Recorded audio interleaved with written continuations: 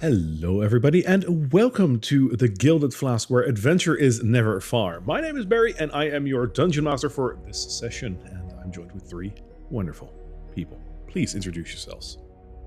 Hey, Aman, I play Kala Lilakhart, the Inquisitive College of Spirits Bard. I'm Daniel. I play John Varenthal, the paladin in need of a cleric. Cleric. Hi, I'm Marissa. I play Casariel, the Asmar Twilight Cleric. Wow, so lucky. If you haven't ever visited our place before, we do a lot of things in a lot of places, but primarily we play Dungeons & Dragons on Twitch Live. So if you're with us right now, hello. Nice of you to join us. We play it live every Saturday, but we also send it to YouTube if you can't be with us live. And since about a week or two, we now also have our very own podcast. Yes, so if you want to listen to us on the go, you can go to your favorite podcast platform like Apple Podcasts, Spotify, Google Podcasts, and so many more. And you can find us over there. Probably if you have a podcast platform that you frequent, we're there. So look us up, The Gilded Flask. You should be able to find us there. Oh, yes. So we're at episode 22 right now. We're having a lot of fun. So if you have a lot of catching up to do, you know a couple of ways to do so. We have a couple of awesome people that we'd like to shout out because they made some great content for us to use in our campaign. And those are in no particular order. D. Chandra and Paradox for the amazing character art that we got. Pyram King, James RPG Art, and DM Andy for the wonderful maps and world content that we will be using. And Dabled Up Audio, Scott Buckley, Phoenix Music, Alex Kazan, and Alexander Nakarada for the great musical scores we have in the background. Yes. And with that, let's head into the tale. And I have one more person to thank. Ken, my sister from Hawaii. Thank you so much for the amazing armor that you made. I'm still working on one last piece, but it is absolutely amazing. So, anyway. It looks great. Yes, let's head into the tale. Tell me, do you like ghost stories?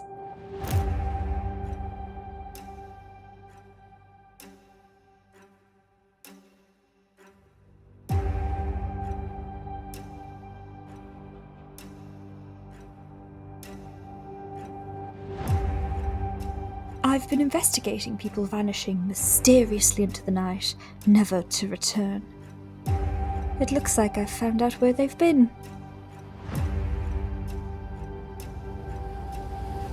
Good evening. I don't like this place. The air feels heavier. Did you hear that? What do you mean he's watching?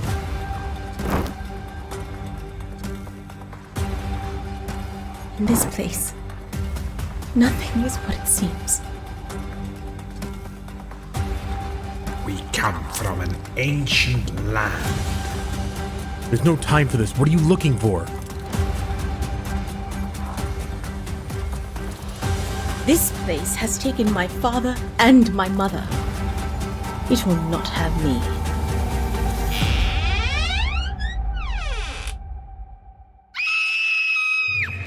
We gotta move now. Oh, I do love a good mystery.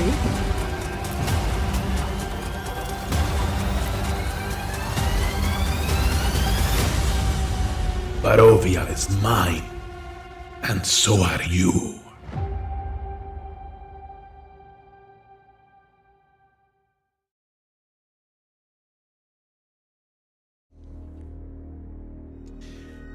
Ah, yes, and this is going to be the 22nd time I'm going to say it. It's such a cool intro. I say it every single time, and it's so true. Marissa, you did such a wonderful job in creating this intro. It's Amazing. wonderful. Yes, it's like watching a series on Netflix. Love it. So, where did we leave off last week? Well, you guys were in Dascalu's Manor? crypt? I think it's Oh, a crypt. yeah. Yeah, kind of like the underground underneath the manor, where you had just solved a door puzzle. You came through, you looked through the cell blocks a little bit, then you moved up to a couple of quarters in which you found a weird creature with a mouth where its head should be. You killed it. Then you found a door casting a weird shadow, and you solved that puzzle pretty quickly by sheer luck of, well, John's Dumb luck, I think, is skill. appropriate. Yeah, right? You solved that puzzle pretty quickly, but well done there. And you moved on to Dascalu's room, where... and you went to the laboratory where you killed a gibbering mouther. Yes. Then you moved on to the auditorium, where you faced Dr. Dascalu, not once, but twice, as he chugged a potion right before he died. He stood up as an even creepier version of himself, but you managed to finish him off. And now, the whole manor is no longer with a master. You're still standing in the auditorium because we ended after you killed him. You did find a couple of potions, but that is where we left off. So my question to you, as always, is what is your next move? So, if I remember correctly from last week, Casariel has walked off to take a moment. Carol is going to look in between sort of John slumped over, defeated, Casariel walking off angrily, and turn to Dascalu's body and start raiding it. I'd like to find anything on his person that might be of note from anything that's like a note, any interesting items, any sort of indications from him at all. So, unless I am mistaken, I believe last time you did find a key that he dropped. If not, you will find a key on his body. It is a gilded key. Like the gilded flask. Pun intended, by the way. But it is a gilded key. Other than that, you find some scraps of what he was wearing as he grew into this gargantuan version of himself. But other than that, he has nothing on his person. I'm going to take the wonderful Mace of Terror, and I'm going to bring it down on his head to make sure that the demon is fully slayed.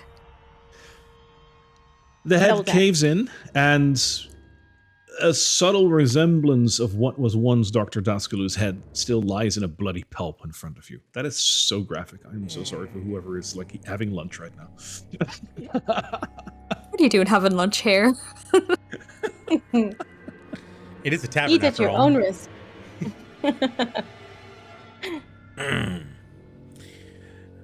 I'm gonna start walking away from the seemingly maniacal Carla over Dascalu's body. Just peeking show. They usually rise up again if they've got the head. Good point, I guess.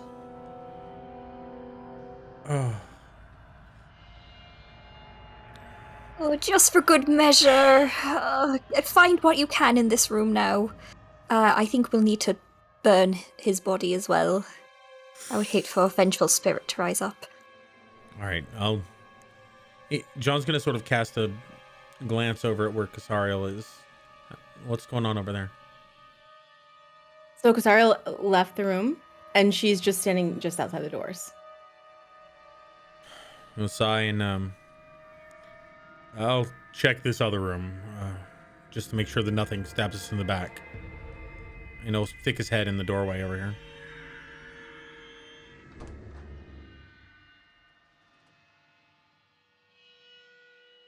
Can you guys hear me? Oh, yeah, sorry. I was, DMs are always doing two things at the same time, so... I was quickly reading up on something. Oh, sorry, it was like that, I had time now, but I had time now moment. As you open up the door, you find a relatively empty room with just some dirt over there.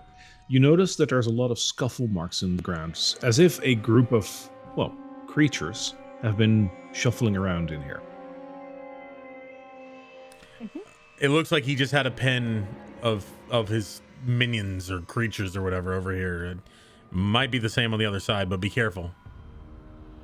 Speaking of which, I hope that none of them are that young girl. Carla's going to bend and start looking at the bodies of sort of the zombies and skeletons there.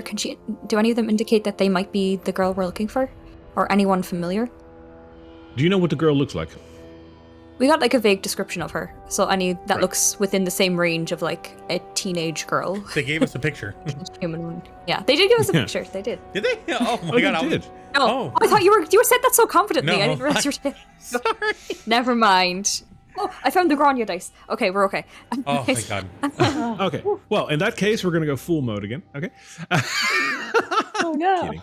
Or am I spotted it over by my water. Okay. We're going to go Sorry. full mode, you say?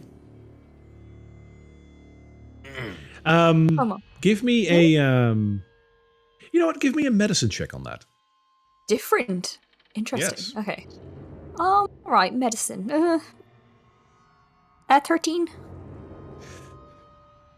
The bodies that you're looking at, you start looking at the zombies. As the skeletons are too far gone to discern whether or not they're male or female, you'd probably need to have an advanced medical, understanding whether or not you can make out if a skeleton is male or female. Looking at the zombies themselves, there's a couple that vaguely, resemble the description, but then again, it also vaguely doesn't. It's hard to pinpoint, but you assess that it's probably not the girl you're looking for. Okay. I'll just leave them there. To save a bit of time, we'll say Carla kind of gets up, and if there's no real movement from John or Casariel to go anywhere, she's going to do a full proper investigation of the room. She's going to look underneath the auditorium, stage. She's going to look behind the chairs. She's going to look in both of these rooms on, the potion desks here. All right, give me an investigation check. 17. All right. So the potions that you have already taken with you are taken from the table, right? But other than that, there are still a whole bunch of potions and bottles around. Most of them are unlabeled, and they have various weird liquids in them, varying from in terms of viscosity and color. A couple of them do have labels, but they're called rat piss and Band names. Newt blood. He's just the witchy kind of what would you think if a witch would brew a potion? What kind of terrible stuff would you throw in there? That mostly in the bottles. Maybe the he really nondescript didn't like ones, the beer. He was like, "This is rat piss." and he suddenly thought of a name for his new potion. Yes. Other than that, the room is quite devoid of anything. The stage itself, by the way, you can't look under. It's one of those that is just sealed off to the ground. Not even with the burning in it. I mean, there is room behind it, but nothing than dust and some fallen down embers, because nothing could roll underneath there. Okay. There's a couple of torches here that are lit, but other than that, it's strangely empty. It's a classroom. What else is there meant to be there? Okay, so I'm going to take an assortment of those kind of random potion bottles and kind of scoop them into the bag of holding. Okay. So that I just have them on my person. I'll roll for it. Sure. I'll take 4 potions. Sure. 4 nondescript potions. 4 nondescript potions. Might be able to bamboozle someone with them. Those are my favorite kind. While she's doing that, while she's looking around, I'm gonna go out into the hallway and sort of kind of keep a little bit of distance, because right now there's a little bit of tension between Casariel and I, but I'm gonna kind of look to see if there's any redemption or anything I can get a read on Casariel, basically. She just leaned up. So there's 2 doors in this hallway that lead to the classroom, and she's kind of perched, leaning back against both of them. And as John exits, she just looks over at him. She doesn't look at him like she hates him. Just after everything that happened, and she knows it wasn't him. So there's no judgment in her eyes. She just needed a minute to not say something unkind that John doesn't deserve. Just gonna look at him.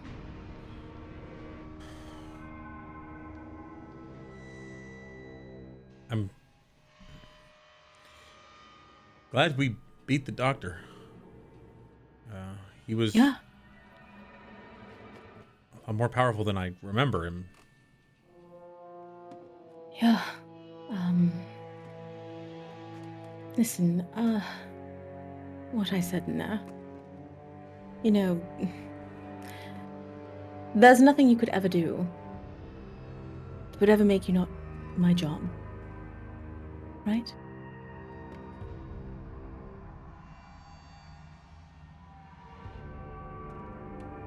If something ever happens and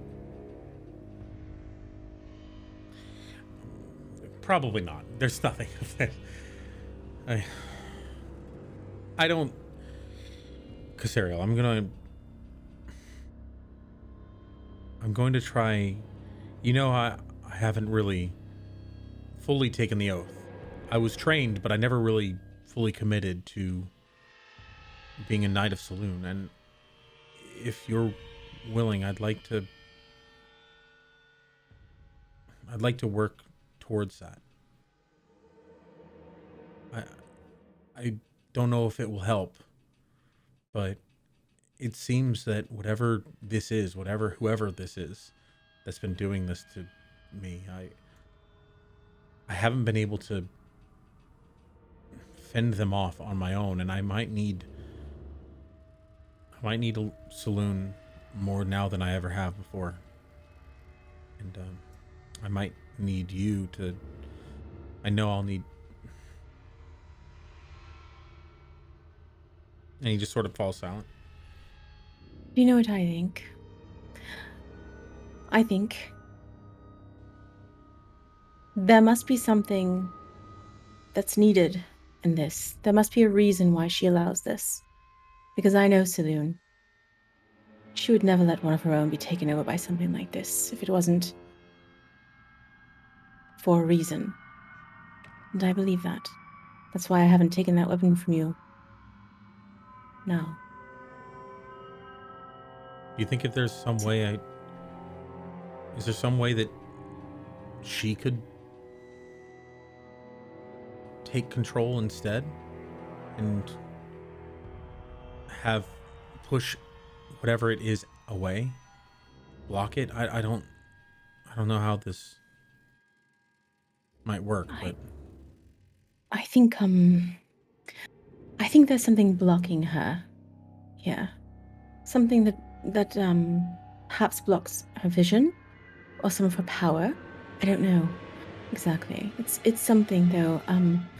You never see the moon here, and that's sort of a problem for us. So he's gonna hold up the potion and say, do you think this might help me to reach her or help her to reach me if I were to drink this? Just to reiterate, the potion is the Gilded Flask potion, yeah. right? Okay, the potion of level up. You're not going to let me live that down, right? I gave it a name and I introduced it to you. Casariel will look down at the potion and then up at John, and so it's sitting in the palm of his hand, I imagine, as he's showing it to her. She's going to clasp her hands over the top of the potion and kind of over his too. You don't need anything to talk to her and for her to help you. She is with you now, as she always has been, and she always will be. But it couldn't hurt. I've drank it. It's not poisoned, at least mine wasn't. Thank you, Sarah. You just have to have faith, John. We're here for a reason. Perhaps it started with my mother, my father. Who knows? We're here for a reason, though. Going to help these people. And although I don't really know what that means yet, I don't really know who we're saving the people from just yet, I know we're here for a reason. Never lose faith in that. Thank you, Casario. And he'll bottoms up. Bottoms up. So, unless I'm mistaken, I believe all of you have drunk your potion. Mm-hmm. Right? Yes. Yeah, Casariel swigged hers like a bottle of whiskey as she was exiting the room last session. Like a bottle of Jack. So, the Gilded Flask potion, and not the potion of level up, the Gilded Flask potion Tastes like a combination between a very sweet alcoholic beverage without the alcohol and honey. It tastes really, Like a Shirley really Temple, good. kind of. Yeah, that's a good description. Is that Yeah. canon? Okay. I don't know. It is now. The Gilded, Okay. the Gilded Flask We're is now gonna a need to have a Shirley yes. Temple together. Well, so I don't know if when anyone October happens, we're having Shirley Never had a Temples. great time drinking a Shirley All Temple. right. It's delicious. So that's what we're doing. Yeah, We're having they're Shirley good. Temples. And as you've drunk that, all three of you have indeed leveled up to level 7. Permanently. Because Dr. Dascalu might be a lot of things, but a genius with potions, he definitely is. So instead of a temporary boost, you now get a permanent level up. You guys are level 7. Ultimate cosmic power. Closer to the final form. Love it. This thing feels a lot lighter now. You know that thing where See? I like talk to you guys in your heads? Did you just say that in my head? I like pop my head out the door. You know when I like talk to you in your head sometimes? I'm here. I'm talking. Yes. Shit Yes. out of me again. Oh, I think I could do that, but make it hurt this time. Oh, I've been thinking about it. us? A Oh lot. no, not us. Well, I'm not going to do it to you. It's Right. enemies. Yes. I bet you can't. Try it. Just try it. Oh, John, don't tempt me. Now, let's... Okay. We have just gone through quite an ordeal there. I did make sure his head was caved in, but I would prefer to salt and bone the bones as well. So that stops, vengeful spirits from rising up usually. And he's not really one I want kicking around all that much. But after that, I think it would be in our best interest to sweep this place, to try and possibly find that girl Arabelle, in case she is locked in here somewhere. I think what we may want to reverse that order and just go through and check and make sure that everything's in here. Just make sure that there's nothing dangerous down here. We're still in a relatively dangerous place, possibly. So we want to check, and then we can come back, gather all the bodies, and lay them to rest. Oh, we could burn the whole house down afterwards. That could be a very easy solution. But that's not important. The young girl is. Are you two okay to work together to find her? Certainly. Let's. He starts walking confidently away from his problems down the hallway. Oh, John. Asariel will turn to Carla and say, "We'll always be all right. I just need a moment." Any moment you need to take. You're not alone. When that thing comes out, I'm here too. We'll get through it. Right, so I think we're gonna go back to where the cells were. All right, feel free. I'm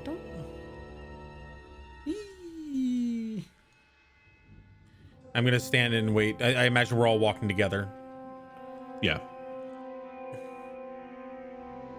All right, yeah. I'm gonna. I was going to pop over to the desk and press the button. All right. Around you, you hear all the doors unlock. And he's gonna press it again. No, just kidding. Don't you do it.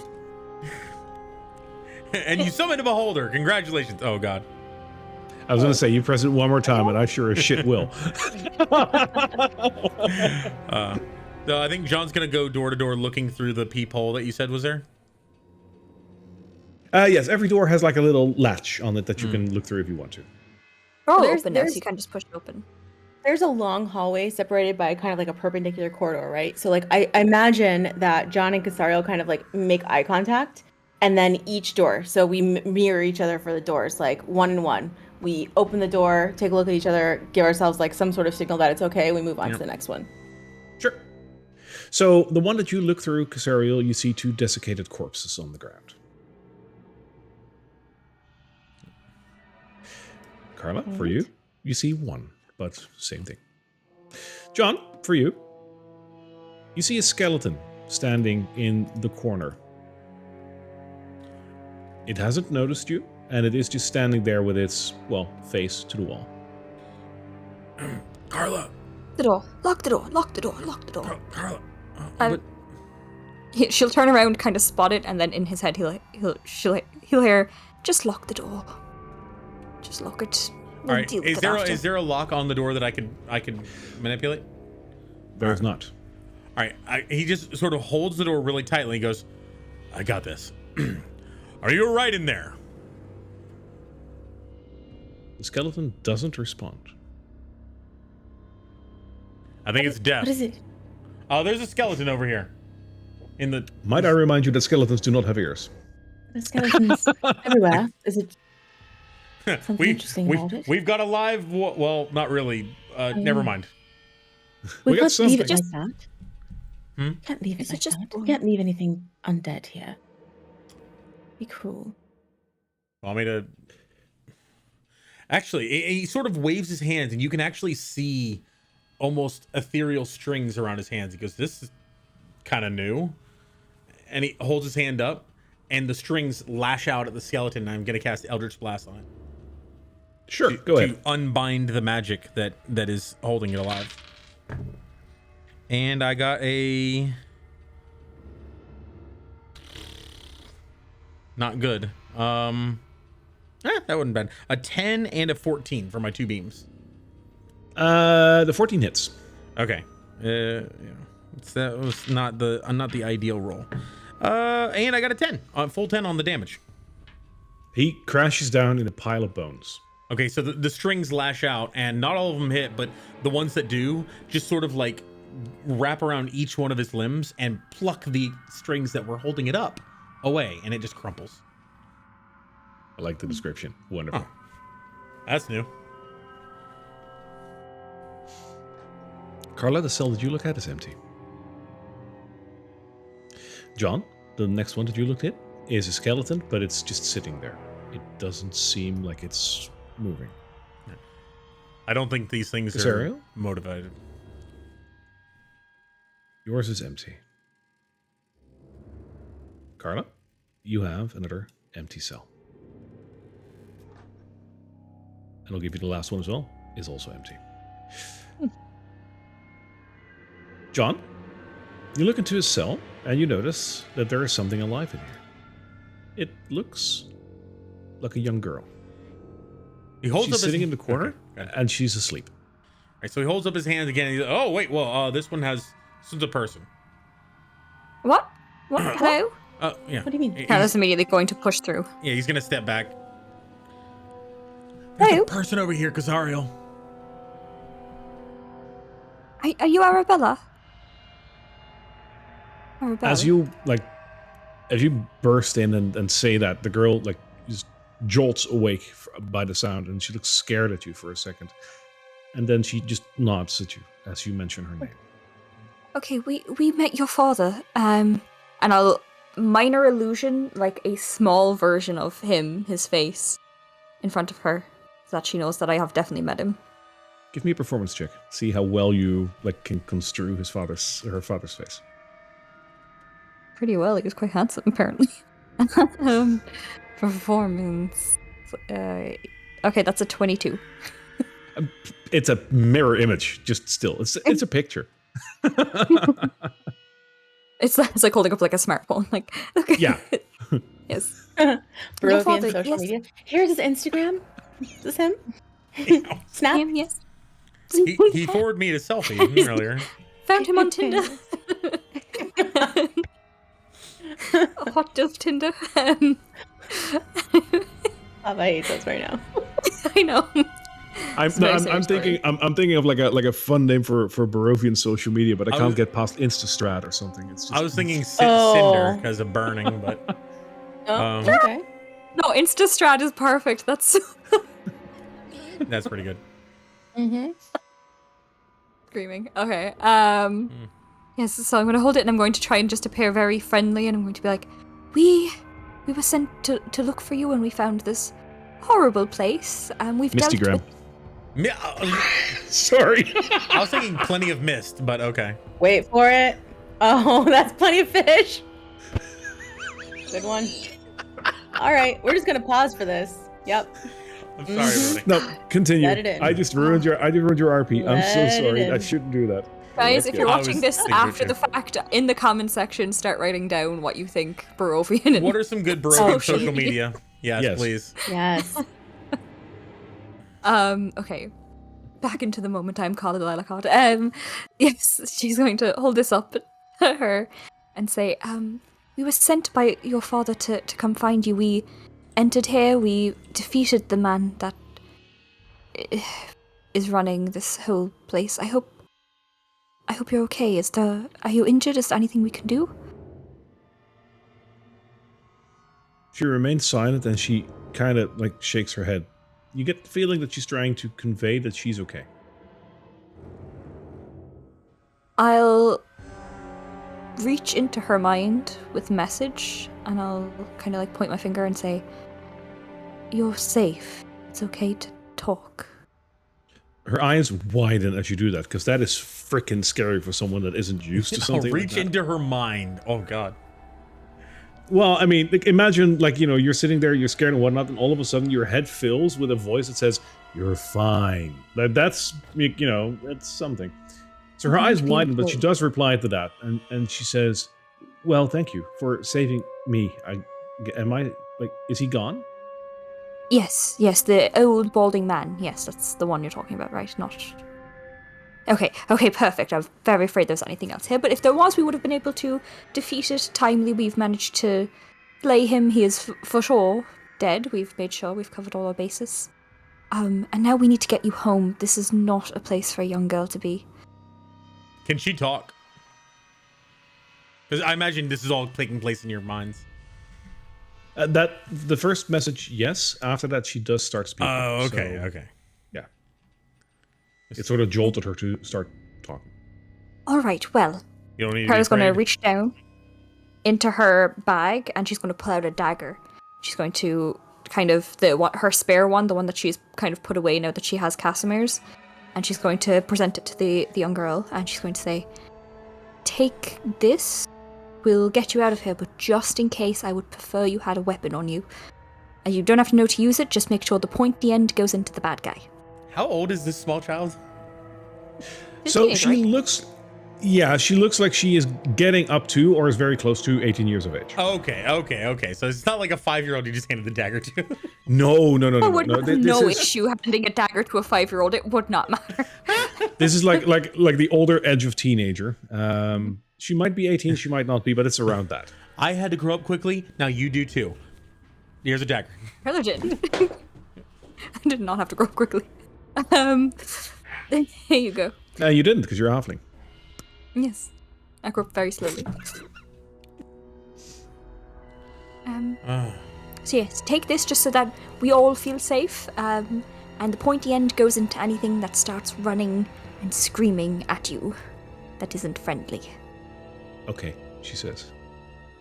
Fabulous. Okay, so come with me. I'm Carla Lilacott. I am a writer. We're traversing this land, sort of mapping out the mysteries that are here. And these are my companions. This is John.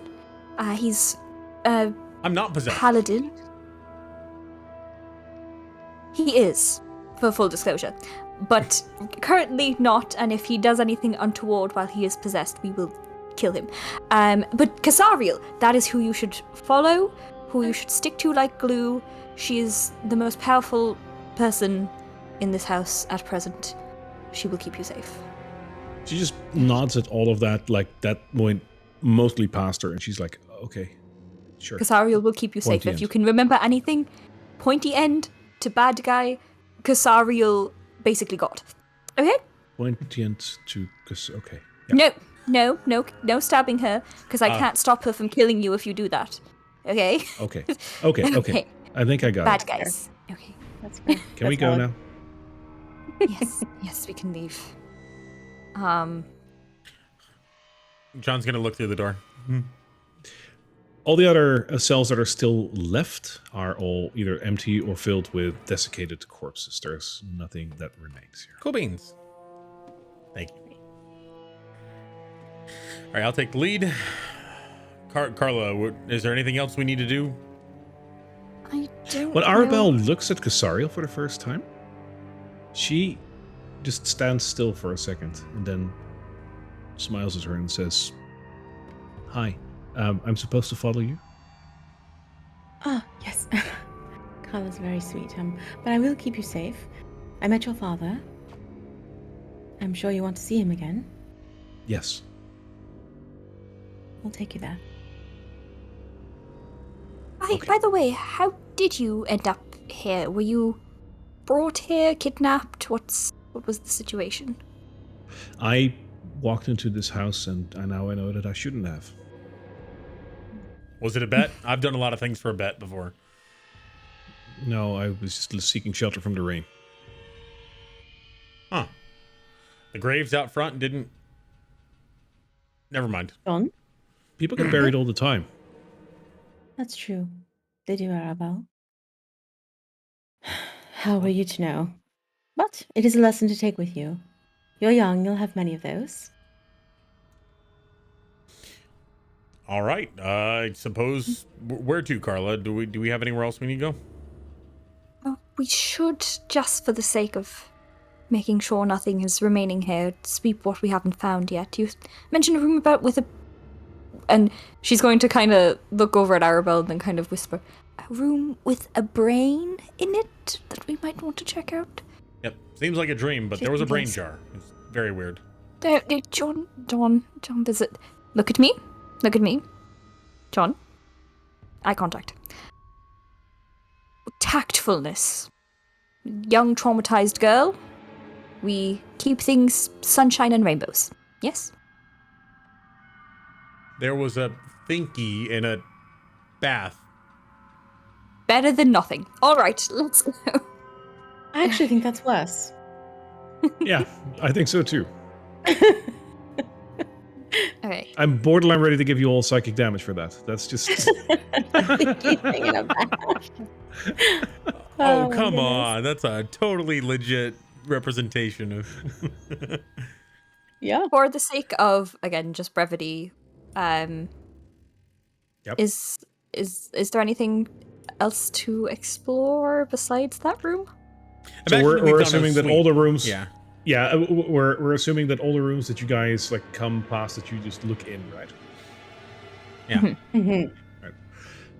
Not necessarily. I will let Casariel walk into the library room. You know, the one with the two statues. So we'll see what happens there. But other than that, no. All the rooms that you've been sweeping so far, there's nothing there. As for the rooms previous, you remember there was one room over there. Near the room where you found the door with the shadow. That one is also just empty. There's some bedding in there. So while you're doing your sweep, you would have found that. There's nothing. Cool. Okay. And then the door or the place where we found the green alcohol from earlier? Nothing in there? No, just some smashed up furniture, and there used to be a bottle over there. There's a coal chute, so if you're interested in coal, you can take a bunch of coal with you. Nah. You know, in today's energy prices, it might just be valuable. So. As Barovian he's taxes. walking, Barovian energy crisis. He's walking along, and as you guys are approaching here, you can see like he's just sort of playing around. He's got these weird string things, and at one point they rub together and create a small spark. Like, huh? Okay. Prestidigitation. Casariel is Sorry. I figured as much. Casariel is in the room with the two statues right now. What do you do there, Casariel? Well, I mean, I was just gonna walk through, except for the DM/God said, Then go we'll ahead. wait to see what happens when Casariel walks in the. Go ahead and walk through the room. Okay. Is there a reason why you're avoiding the circle now? Yeah, because there's a basilisk and like an ogre situation in it, and Okay. Nothing happens. there. We'll move on. you know. Wait, I thought we already smashed the basilisk's face, or we didn't actually break it. It just turned it. So the basilisk is actually looking south right now, right? Correct. And nothing else happened in that room. I just wanted to make sure. All right. I think it's Just the for your summoning reference, circle. John's going to walk through that circle when we go back. Okay. John sticks his head in to see what's going on in here. Carla walks in. So as you Before you open do up, that, since John Yeah. said that, I'm so sorry. We leveled up. So does that mean that we basically took a long rest? Should we get all our spell slots back and all that good jazz? yes, yeah, feel free, Okay. because this potion was a level up, and it basically works as a long rest. That's what you get at the Gilded Flask. Take it. Thank Okay. you, God. Um, Just making sure. Thank Thank you, you. God. What's her name again? The girl, the little girl, or the 18-year-old girl? Arabelle. Arabelle, you might want to stay out here. There's a bit of a thinky going on in there. No, we're not separating as a group. But just I'll stay out here with her. You guys do what you Okay. need in there. Okay. Carla, as you walk in, you see a rather elongated room, and on the side there is a metal cage that looks like it's there to to hold dogs or things. On the opposite side of the room, there is a large metal door, like one of those riveted metal doors. In the middle of the room, there is a green carpet on the floor with a large wooden table. In the middle of that wooden table, you notice a rather large glass jar with a solution in there. And floating inside that solution is a brain. It's bubbling very softly. Carla's going to point her finger at it and reach out with message and say, "You alive? Active?" And it replies back, "Why, yes. So good of you to join me." Roll for initiative. Oh my! Bastard, okay. Okay, that's valid. That's why I ask. This is why I ask. John's outside. So, what's it like here? 13. Oh my god. Oh, wait, I haven't. 10. 21. I rolled a natural one first, but I have advantage on my initiative. Thank Awesome. you, sweet baby Jesus. Yes, you do. Yeah. Oh, John, you had 10, you said, right? Yes. Alrighty.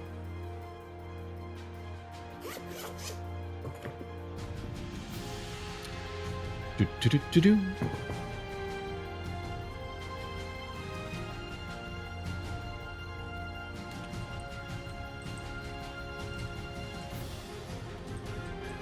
All right.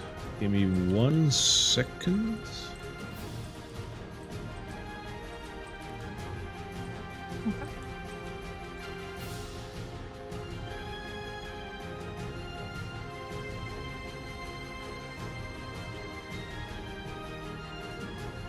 Okay, darling Casario, you're first. So we rolled for initiative. Yeah. That's that word. But what has it been aggressive to us so far? Because I can't hear what's happening with Carla in it. No, so nothing happened to you per se. However, as it messaged Carla, you also start to feel something in your mind. It's hard to say what it is, but it feels like a headache that starts to get worse and worse and worse and worse. And I need you to make a wisdom saving throw.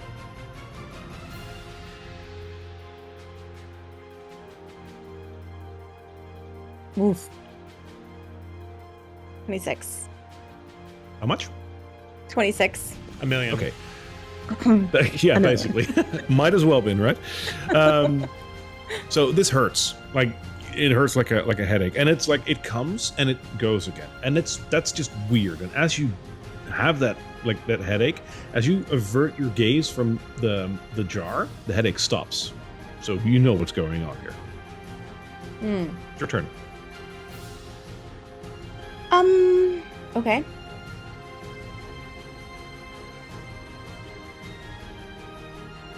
Wow.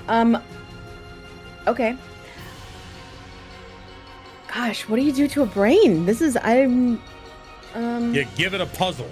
Wait, no, the brains love puzzles. It only strengthens me. Make it do jumping jacks. I'm going to use my movement to walk towards it. Okay.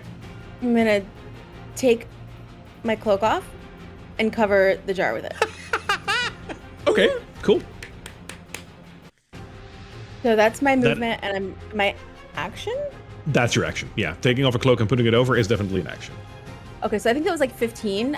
I'm then going to, I'm gonna back up. I'll back up against Carla so she can use my shield as a shield if she wants to. Okay, so you leave its direct range, but it doesn't take an action, an attack of opportunity. Okay. It's sleeping. Quiet now. Okay. Is that it? That's it. All right. The brain is up next, and you put a cloak over it, and you see the cloak itself starting to move upward as the jar itself floats up and starts to float in midair about 20 feet above you, right against the ceiling. As it does that, it focuses itself again on Carla, and it casts Crown of Madness on you.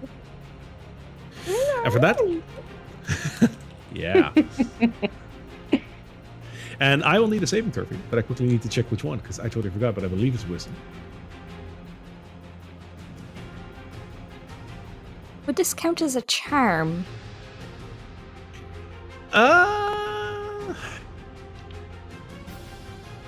It is a charm. Yeah, definitely.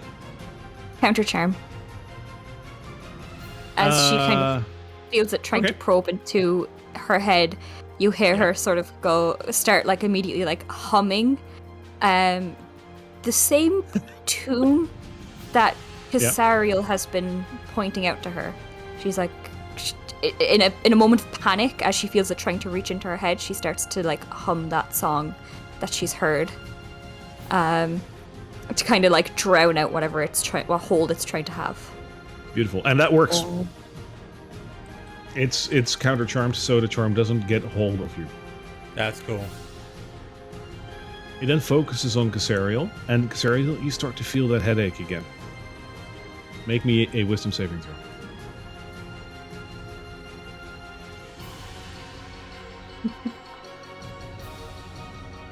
$24. Nope, no headache for you today. It comes and it goes.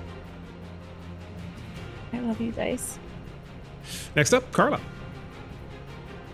Carla is going to kind of hum her little tune, and then she's going to kind of like reach. She's going to kind of like slowly move towards it until she's within sort of range, and then she's going to reach out with a hand and kind of like try to bop the creature with her hand and bestow a curse. All the while humming as she gets closer. Was it 20 feet in the air? Oh dear. Oh dear, that's not very good. Alright. Then I would like to retract that statement, I did not know. Figured as much. Yeah. Also, in so flying up, your cape dropped to the ground. Let me add that to it. Like, it didn't take it up with it. So your cape is on the ground. Man, John was gonna come in and be like, are we fighting a ghost? What's going on? Sorry. No, that's cool. Yeah. I didn't even think of that. Great. I don't know what to do, so I'm going to leave it up to my bardic inspiration dice. With her humming, she sort of taps into the spirits that are sort of constantly swirling around her and see what she gets. Okay. She's going to be like, Casariel, stay strong during this. And you see that familiar ghostly sort of spectral necklace place itself over you, Marissa, and you will gain 10 temporary hit points, as well as I will, as it's the tale of the beloved friend comes forward. Great. So that's my bonus action. And for my main action, I mean, fuck it. I'm gonna try it. I thought the curse would do it, but I'm gonna just try it. she's going to feel it reaching in and reach right back with a psychic glance. So you need to give me an intelligence saving throw 14. All right. It beats it with a 28. Oh, well, you're just going to take half damage then. I didn't think brains were that smart. Doesn't have to be.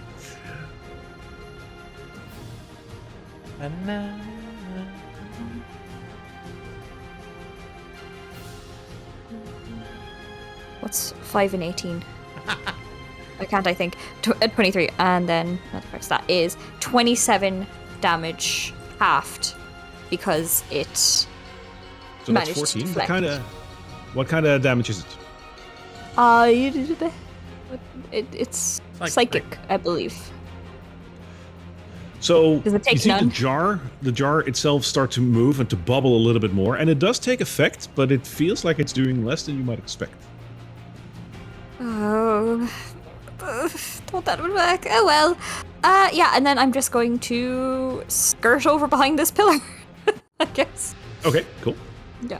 John. He's gonna hear the commotion. Look to Annabelle.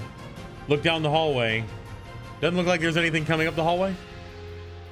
No. All right, he says, "Stay here. You'll be fine." And he casts protection from good and evil on Annabelle, and then walks into the room to see what the hell's going on. All right. And seeing the floating jar, he's going to run over and to be about in between where Casariel and Carla are, but a little bit ahead to kind of bulwark it. I don't think I can do anything else, but oh yeah, I'm gonna go ahead and cast my Hexblade Curse on it. So he's gonna reach, he's going to point his weapon at it threateningly and say nothing. Okay. Do I need to do anything, No. or that's like on my turn, right? No, so Hexblade Curse doesn't have any direct like impairing effects. It just means that I have I can do a little bit more damage to it if I hit it, and that's pretty much it. Okay. So Fair enough. Then we're at the top of the round. Casario. All right, so the cloak has fallen. Yes. Casariel will reach up and she's going to put her finger over her mouth and go, shh. And then sort of like amplify that and blow it towards the jar. I'm going to cast Sleep. Cool. Love it. All right. Go ahead. All right, so let's see how that is. Wait, okay, so I roll. I'm sorry, this is the first time I've ever done this. yeah, this is cool. Yeah, sleep is a great spell. Is it if within works. 20 feet of me, by the way? No, it isn't. It's in the air, but you still have your movement. Okay, yeah, I'll move so that I'm close enough to it. So I guess. Yeah, if you'd move 2 tiles forward, you should be fine. Okay. Yep. Alrighty. Okay, starting with the creature that has the lowest current hit points. There's only one, so it's him. Each creature affected by this spell falls unconscious until the spell ends. The sleeper takes damage, or someone else uses an action to shake or slap it awake. Okay, so So roll your dice, and that's the. I'm just trying to. Oh, sorry. I don't know what dice. That's what I'm trying to figure out. What dice to roll? How many dice?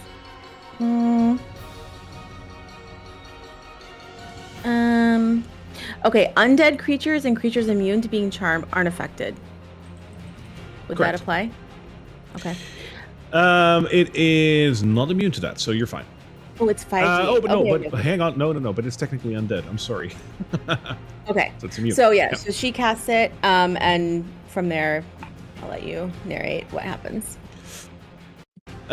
So you do cast sleep, and you see that the bubbling in the jar itself falls silent for a second, but it remains afloat, and the bubbling just starts back up again.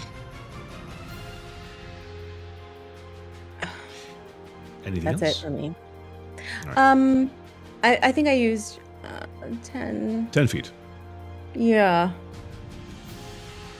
I'm gonna back up over here again. All right. You see the jar turning slightly towards John now that he's entered the room, and to John as well, he casts Crown of Madness. Probably shouldn't come in here.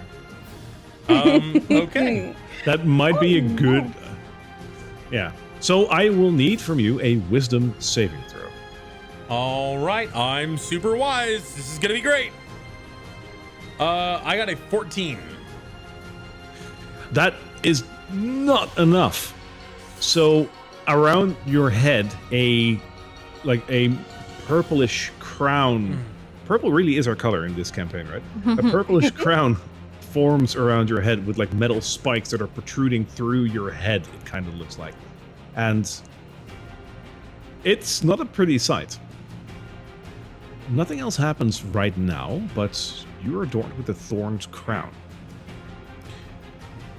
The brain then turns around towards the end of the room behind Carla, and you can see a faint greenish, sickeningly glow coming from the jar. Boom. Carla, behind you, you notice that from the tiles, they start to move aside a little bit as a hand claws through the dirt, and a zombie stands up from the ground. Oh dear. Carla, it's your turn. Oh. Bugger it all. Why would you do this to me, DM? Why would you do this? Okay. I don't know what to do. This is a tricky one.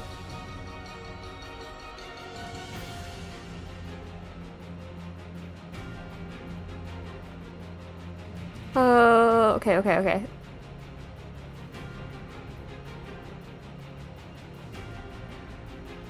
Sorry, I don't mean to be taking this amount of time. I don't know what a good option is. So instead, The brain's a tough one. It is a tough. It's a tough to one. figure out what to You do. probably want to move away from the now mad. oh yeah, no, don't worry. I'm definitely going to be doing that. Don't worry. I can't be held Also, I responsible love for the my fact that you put that banister, like that little like thing around your head. I love it. Yeah. There's a door at the end of this room, right? Yes, metal door. Okay.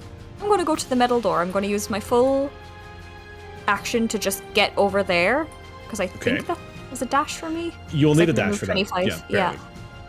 Yeah, and as I'm sort of examining it, does it look like it needs a key? Or Yes. does... Okay. I can't use my action to open the door yet. But yeah, I'm gonna park up here, and I'm gonna use my bonus action to determine another tale. Let's figure out Okay. what we're doing there. Okay.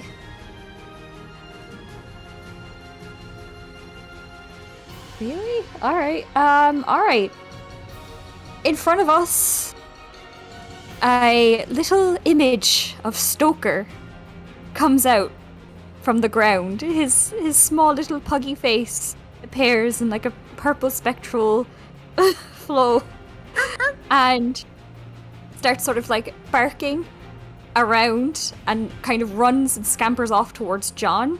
So John, whenever you make an intelligence, wisdom, or charisma check, you can roll an extra die immediately after, which is a D8, my bardic inspiration. There you go. Aw. And the way that this works is basically Stoker is sort of like barking around you, sort of pottering around, distracting you a little bit from everything, but you get that bonus. He's so adorable.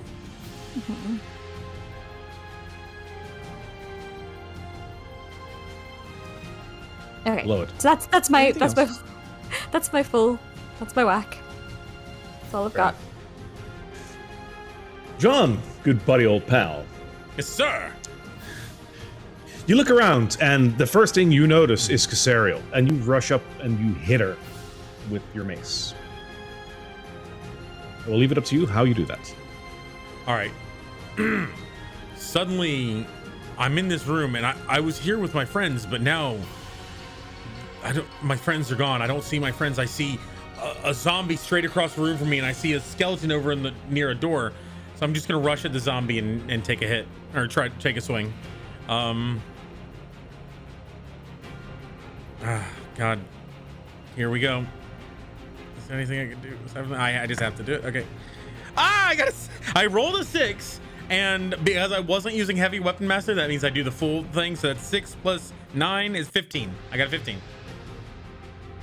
Okay. Kasari sees John rush up to her, and she's just confused for a minute. I mean, she did see sort of the magic happening, and is there a visible representation of this spell on him? There's a purple, like, thorny crown that looks like it's made of jagged iron. That's like on his head. Can it's my eyes also be glowing a bit? Sure. Okay. I think Kasariel knows what this is, so she doesn't believe it at first, but as John comes and raises his weapon and tries to hit her, she lifts her shield and bashes it away, and then just readies herself for another attack. She knows John's moves. He looks really confused and like almost not really looking at you, but looking at where a zombie would be in that same area. Cool. Okay, so just one weapon attack and we're good. Yeah, just one. All right. Oh.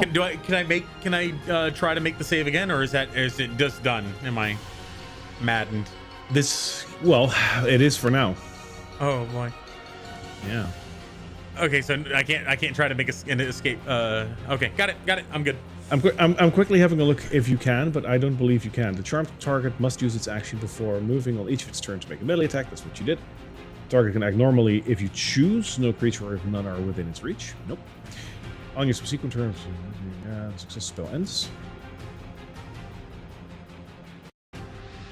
Target can make a wisdom saving throw at the end of each of its turns? Target can make... the target can make a wisdom saving throw or become charmed by you for the duration, which is a minute. There is no save against this. Wow. Okay. Crowd of Madness is more powerful than I thought. Okay. Well, this is like a second level spell, so that's holy shit. All right. So he's just sort of panting and where's Kasariel? And that's my turn. All right. Isn't there part of it that the target can make a wisdom saving throw at the end of each of its turns? No, it doesn't say that. However, there is a save to this. There's one other thing, which is if the other, if the caster itself doesn't use its action to maintain this, the spell ends. Oh, okay. Okay, that's interesting. That's a good limitation. Oh. Also, Stoker is like attached to John. Just saying.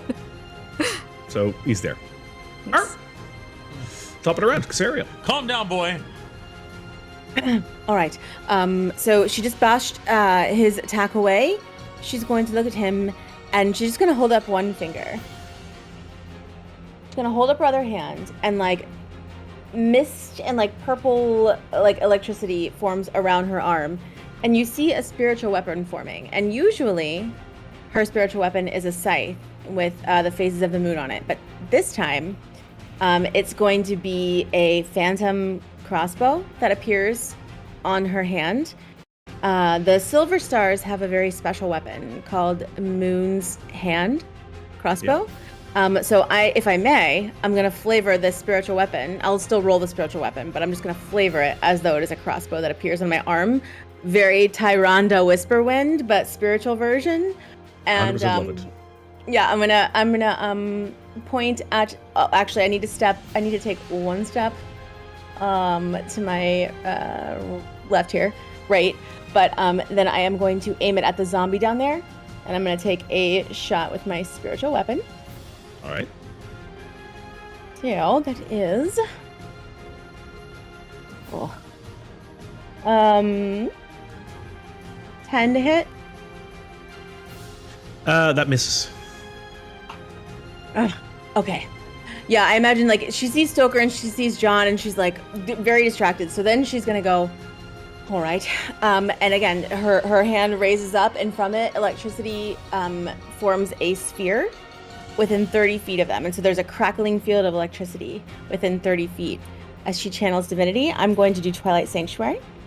Yep. And so that's it for now. I'm going to stand my ground, shield up. Your Twilight Sanctuary also is purple, right? If I'm not mistaken. Well, of course. Of course. Everything is purple. Everything's purple. Well, unless it's black. It's either very radiant or very necrotic. There you go. Everything is purple. Okay, great. Thank you. Love it. Yeah, and I'm just gonna stay here. I'm just gonna peek over at Carla though. like wondering what the hell she's up to over there. Hmm. For those of you listening in and not being able to see this, like we have like 4 different visuals going on at the same time, all showing purple lighting. So it's very purple in this room. I think The Annabelle's lilac card currently influence. pretty dappled light. Okay. That was it, right? That's it for me. Okay. The jar looks over at well, it doesn't look. It turns its gaze at Carla, and Carla, you feel a sharp pain in your head as if you're getting a headache. I need you to make a wisdom saving throw. Okay. Fabulous. Is it trying to frighten me? Or No. anything like that? Okay, cool. Grania dice. Nope. Nope, nope, nope, nope, nope. Okay. That's a 5. It's not enough. It penetrates your mind, and you get 10 psychic damage as it really like grabs onto your brain for a little while. It's almost like as if it's squeezing it. Oh, gosh. Okay, there goes my temporary. It turns to John, and a very faint zip of green energy happens. The thorns seem to be still in place. The zombie starts to move forward, but can't reach you just yet. But it's getting towards Casario and John.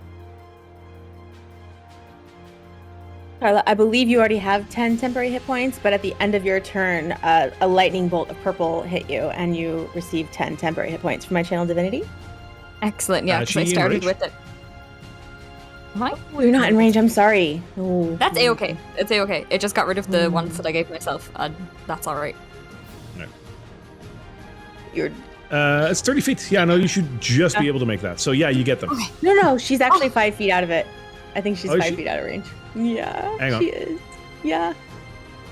Yeah, fair Yeah, enough. She's measurement. 5 feet out of range. Yep, she is. That's fair, that's fair. That's Oh. fair. That's so okay. It's all right. Okay, it's okay. Me being Cool, on cool. your side. Yeah, thank you. Carla, it's your turn. See, DMs It's don't my always turn. try to kill their party.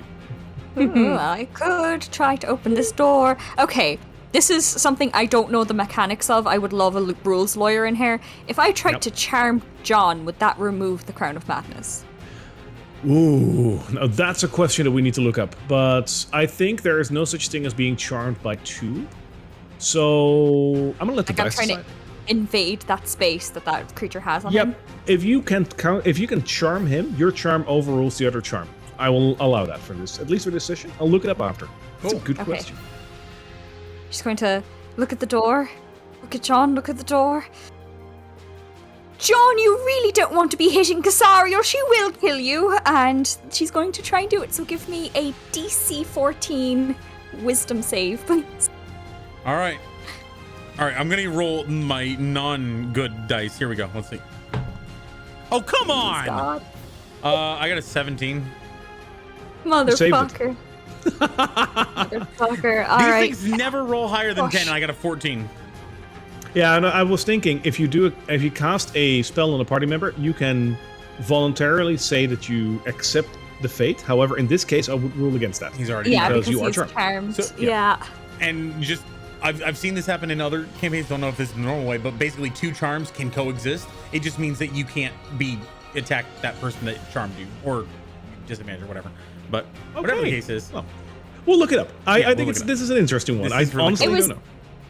It was the old college try. We gave it a shot. Yeah, I'm going to focus on the door Thank you now. for trying. That was awesome. He Fair hears enough. that ring out. He says, "Don't hit Casario. I'm trying to protect Casario." That's what he says. Lord.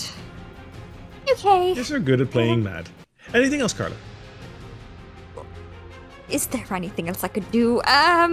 You can I could move. I'm going to stay by the door. I do want to get at this door.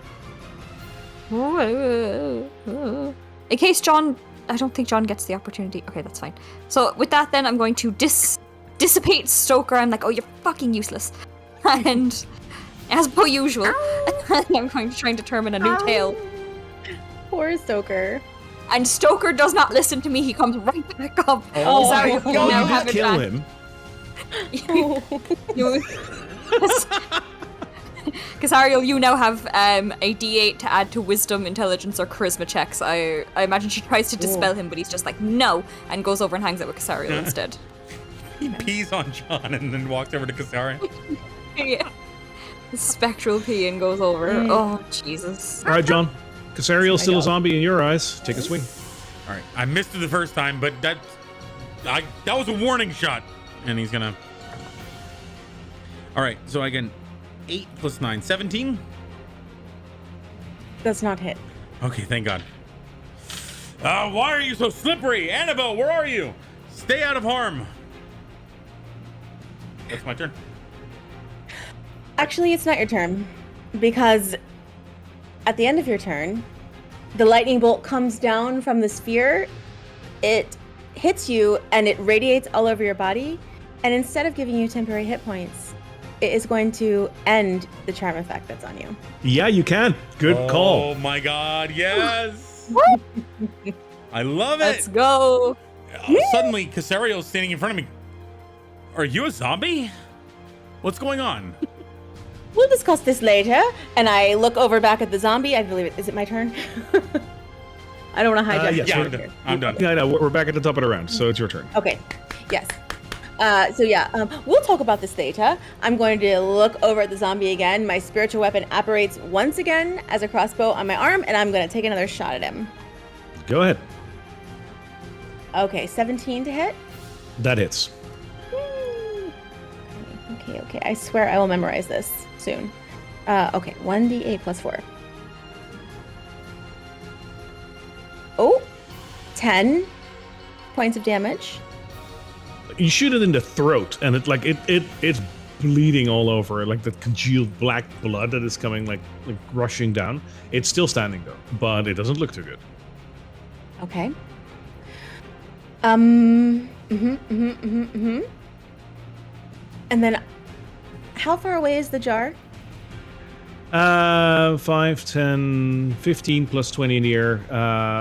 About 30 to 35. Okay, I will. Let's bonus action. I'm going to reach my hand out, and a bolt of purple radiant energy is going to release from my hand. I'm going to cast guiding bolts at it at first level. Cool. Go ahead. Okay. Oof.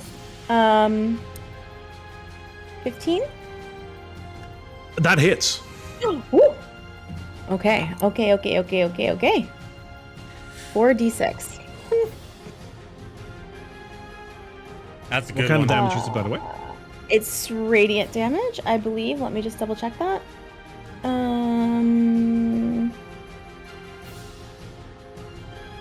Flash of light streaks toward the creature.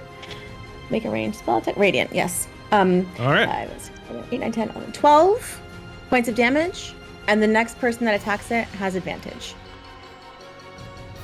So the radiant bolt flies towards the target, and it basically just starts to boil the water inside of it. This creature, being undead, doesn't take kindly to radiant damage, as you see that the full effect of this spell does so much more than you might expect it to do to this jar. What happens, Casariel? So she just puts her finger up. 1 moment, John. We'll talk about that in a minute.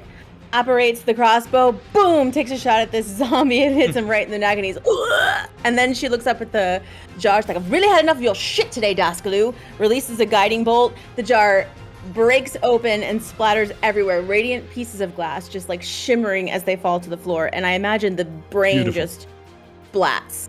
It just explodes as you do that. The remainder of the glass falling onto the table and shattering. The brain is no more. You just have a zombie to deal with. Yeah, she's hyped. She's breathing hard. That's it for me. But I'm looking. I don't know who's next, but she's just looking all over the room. The zombie moves towards you, Casariel, and he takes a swipe at you. Nope, he doesn't. For a 6.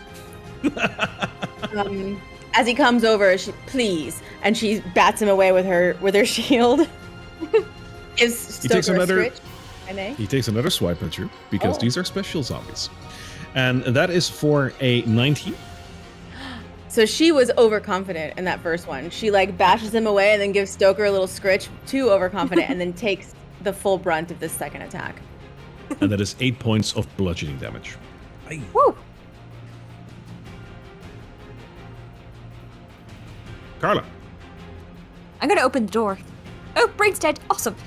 Turn back and try to. I'm going to use the key that we found on Dascalu. Try and get in here. Which one? The gilded one? The gilded one, yes. All right.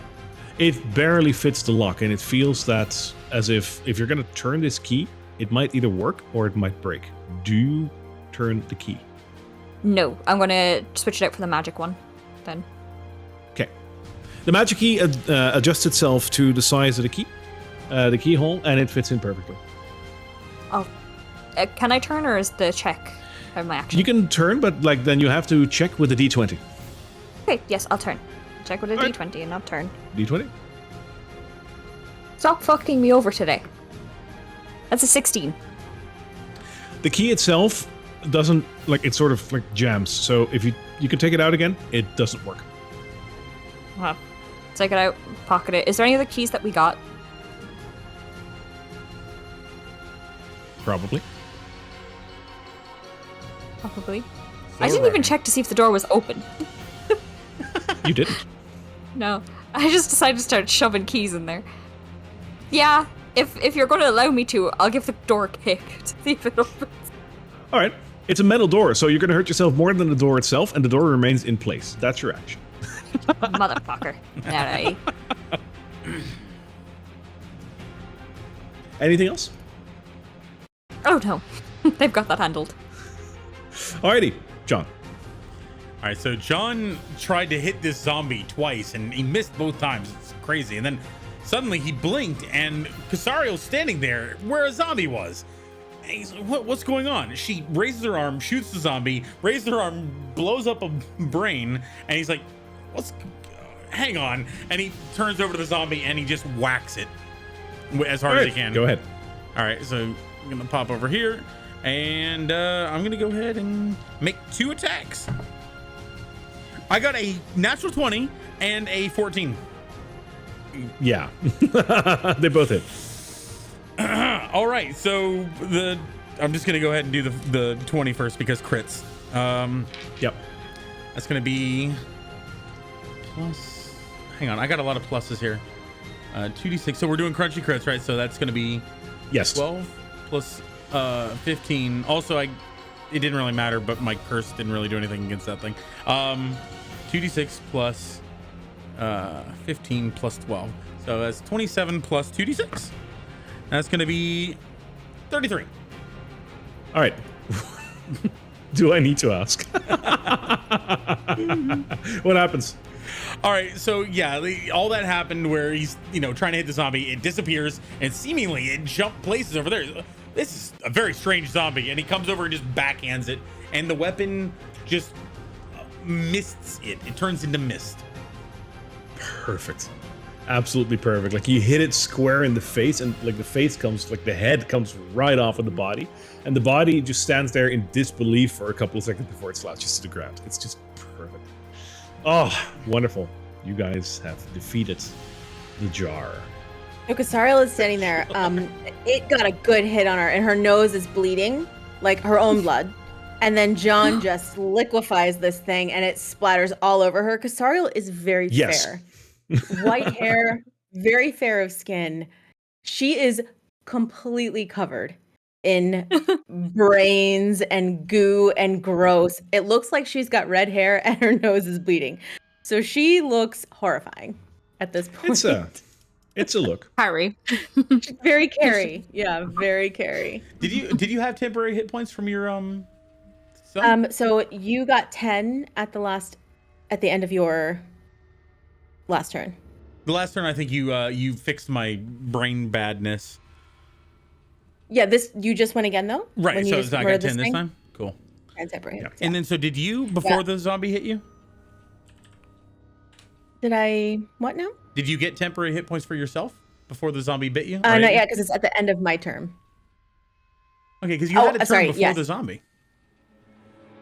I did at the end of my turn, and then the zombie hit me, and then it hasn't been my turn yet for me to get the temporary Right. hits. I was just hoping that the temporary hit points from the turn before the zombie mitigated the zombie hit. It stays up for a minute, so actually, if it's okay with you, Papa, I'll just roll one more time for each of us, and that's the temporary hit points we'll get before this spade will fall. Feel free. Fade will fall? That's fair. Spell will fade. Right. Okay, so that's This fade will spell. that's 11 temporary hit points for me. Okay. And then Carla, that's going to be 11 for you. Oh, wonderful. Thank you. And 7 points for you, John. I think I got 10 from the last one, so I'm good. Oh, you. Okay, yeah, right. So I will Perfect. call out, now that we're done with this fight, this Brain in the Jar is also a homebrew character. This is not part of the core D&D. And it's made by a Reddit user of the name of Firehead202, which I adopted it from because it was such a cool character. Cool. So thank you for Sevens. creating this. It was such a fun encounter. Yeah. Sevens. Reddit provides. Yes. It stumped us. It had me struggling. Yeah, this is a cool... Like, and Yeah. it doesn't have that much HP, but holy shit, right? I was Yeah. barely inconvenienced at all by it. So I rolled first on You initiative. don't I'm like, remember, what do you do against a brain? This is a first. Hmm. give it a math. you don't remember test. having like that much issue. Yeah. Yeah, when I was alright. looking at all my stuff, I was like, it's all psychic, intelligence, Yeah. wisdom, Yeah. Jesus fuck. Hang on, Kasariel. I saw while I was dreaming earlier, I saw him do something, and he's gonna hold out his hand and he's gonna cast prestidigitation to clean off some of the blood off your hair. Aw, And- that's nice. So like these little ethereal strings come in, and just the blood like almost pulls off of the strands of hair and just falls away. Did I look bad? Was it bad before? Oh, you look like a warrior. It was Imagine. fantastic. You already look. I mean, obviously, you look like a warrior, but you looked like a glorious after-battle warrior, as you are. Oh, thank you, John. Perfect. Annabelle, could you come in here? She comes in and just steps in like zombie residue. Yeah. Don't Oh. mind the zombie. Oh, I'll just stand here, she says. Actually, I wonder if I keep concentration if I get charmed like that with Crown of Madness, because I had a spell on her. That's another Technically you do. interesting thought. Oh, cool. So yeah, I don't even think I got hit one time. So yay, she's fine. Carla's going to pop down and pull out her lock-picking kit and start trying to get that door open. Give me a perception check as you plop down to do that. I don't think this is my day, guys. That's an 11.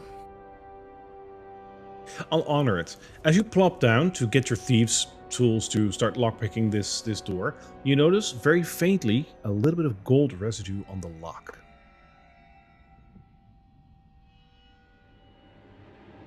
Oh, okay. Seeing that, she's going to take out one of her gold pieces and see if it will accept it, like the mouth did for the alcohol. It doesn't fit. Okay, then after that, she's going to continue to lockpick it. All right. Give me a sleight of hand check.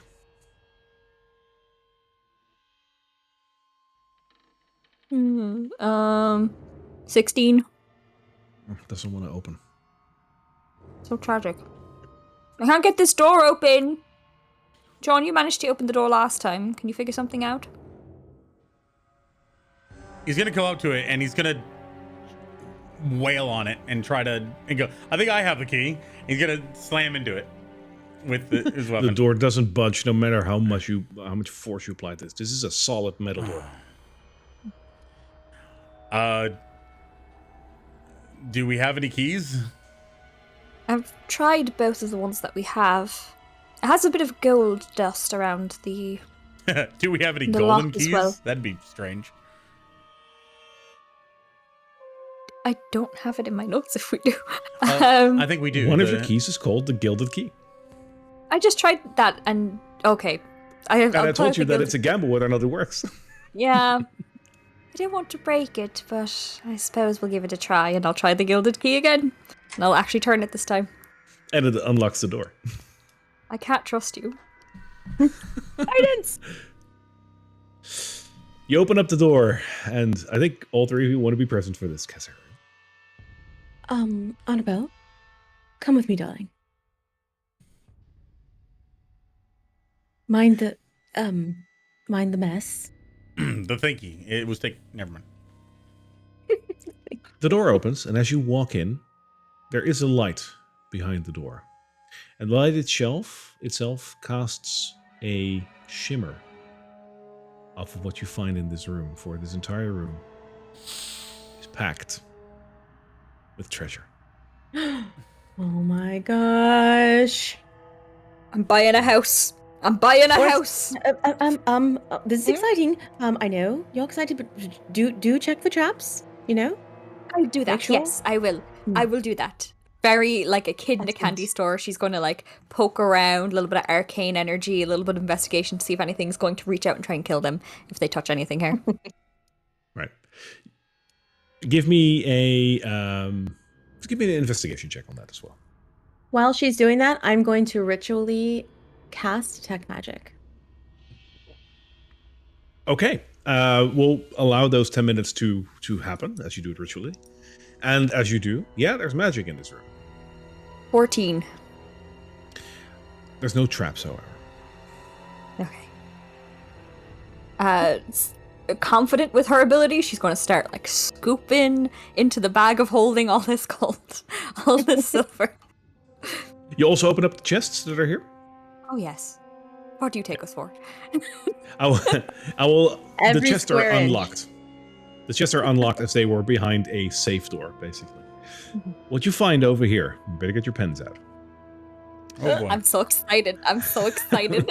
Oh, this has been so worth it. Okay. Ready? First of all, there is 500 gold worth of coin here. Fabulous. I will be taking that. I hope you don't mind, guys. We don't have a choice. We're used to it. Annabelle, we Okay, found a perfect. treasure room. Did you lose anything earlier? No, she didn't. She's fine. Found the lost and found. Anyway, go ahead. Carla, you find a bag on the ground, which looks awfully familiar to the bag Huh? that you already have. It kind of looks like it. It's just a darker shade of brown, but it kind of looks like it. I'm gonna take the Mace of Terror and try and shove it down into it to see if it's another bag of holding. As you shove the mace in there, I want you to roll me a d8.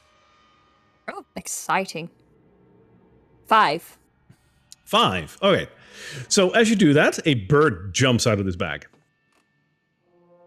A bird? Yeah. A An axe crow? beak. What kind of bird? What? An axe beak. And it very angrily tries to like swat at you before it gets pulled back into the bag. Apparently you ruffled something there, then. I'm gonna open the bag and go, hello? In the bag itself, you see a couple of balls that look like little fluffy cotton balls of different colors. Casaro, you still have your magic spell on, right? I do. Yeah, you know what this is. I do. This is a so-called bag of tricks. That's so Of fun! course it is. So What for is those of that? you that don't know, for those of you that don't know what a bag of tricks is, it looks like an ordinary bag, but you can take an action to pull one of those fuzzy balls out and throw it up to 20 feet. When it lands on the ground, you need to throw a d8, and I will tell you what kind of creature it became. You can also look it up yourself when you add it to your inventory. This is basically just a bag of like random creatures that you have with you. I am so excited! Yes! Yes! She It's found so a really cool bird in a bag. I'm gonna start looking around too. Does Casariel relay this information to me when she's kind of like looking at it over? Yes, of course. Yeah. And then immediately I'm going to take one of the little fuzzies and like pop it on the ground near John's feet. Sure. Wait, do I know that they can be bad sometimes? Because if so, I'm gonna go. "Wah!" They're always friendly to you, but they are of varying sizes, so to speak. You can only pull three of these creatures out of the bag per day, and then it This is my resets at dawn. second. Thank you. Okay. Alrighty. So you throw another one on the ground? 4. 4. All right. Let's see. You. You hear an astounding roar as a black bear emanates in front of you. Can it like? No, Can I stop. be? Can it be under me and like grow and I'm like on the black bear now? Sure. Yes, John has a mount. How cute! Hello, you. Hello. I'm going to go over and like give it like little scritches and like, oh, this has been wasted sitting in here. Hello, and kind of just like pet the bear. So most of I will say most of the animals they are friendly to you. You can sort of command them to do what you want. Most of them are just like they're animals. They're not trained in warfare or whatever. You can totally try to make them attack or something, but they don't like telepathically give you any information. Or they're basically just an animal. They're just friendly to you, and you can command them. That's about it. Okay, well, But you can totally try and use them in battle if you want to. So I'm going to like scritch underneath its chin. I'm going to go. You go outside the door and guard it. You guard us, yes? And it does. Bear. He's very Oh, fuzzy. I love this. Oh, look at him! Oh, I didn't even see. Oh, it's so cute. Oh, I didn't actually see it either. It's very dark for me. Oh, there I can see. Oh yeah, it. like I'll put it back like in the room. Like it looks like an actual bear. I will call you Baloo. Carla, Carla, we're having fun, but remember, we need to look for the bare necessities. Oh, don't tempt me. All right. So I'm gonna start looking around too, because that looks like a really fun toy. All right. More toys. All the toys. Rummaging around through the rest of the treasure, as you start also like scooping up all the money. John, you find a weird sort of like stick. The stick itself looks like this is totally not D&D, but just to give you the picture, it looks like a metal rod where Christmas lights have been like wrapped around in various colors. It looks freaking weird. I found a weird stick. He holds it up and I'm the Lord of Strahd, Barovia. I have bestow upon you. No, okay. Oh, you do that? Like I see you make the movement. Okay. Yeah. Roll me a D100. D100. You do it towards me? D100. Let's go. Who are you doing it towards? I was knighting Casariel. So I'm so I'm sorry. so sorry. I'm so sorry. All right. If you make wild me magic older or thing? bald, I'm gonna kill you. Oh God. Okay. All right. This is the first time I've ever rolled a full D100. All right. Here we go. I got a 65. 65.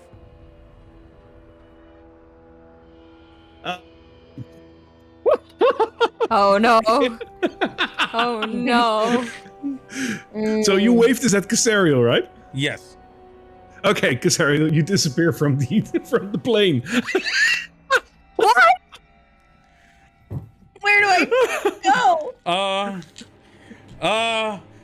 Where is she? The last thing John Carla! hears is Oh, where she give me that blasted thing. She's gonna take it and just identify to figure out what the fuck just happened.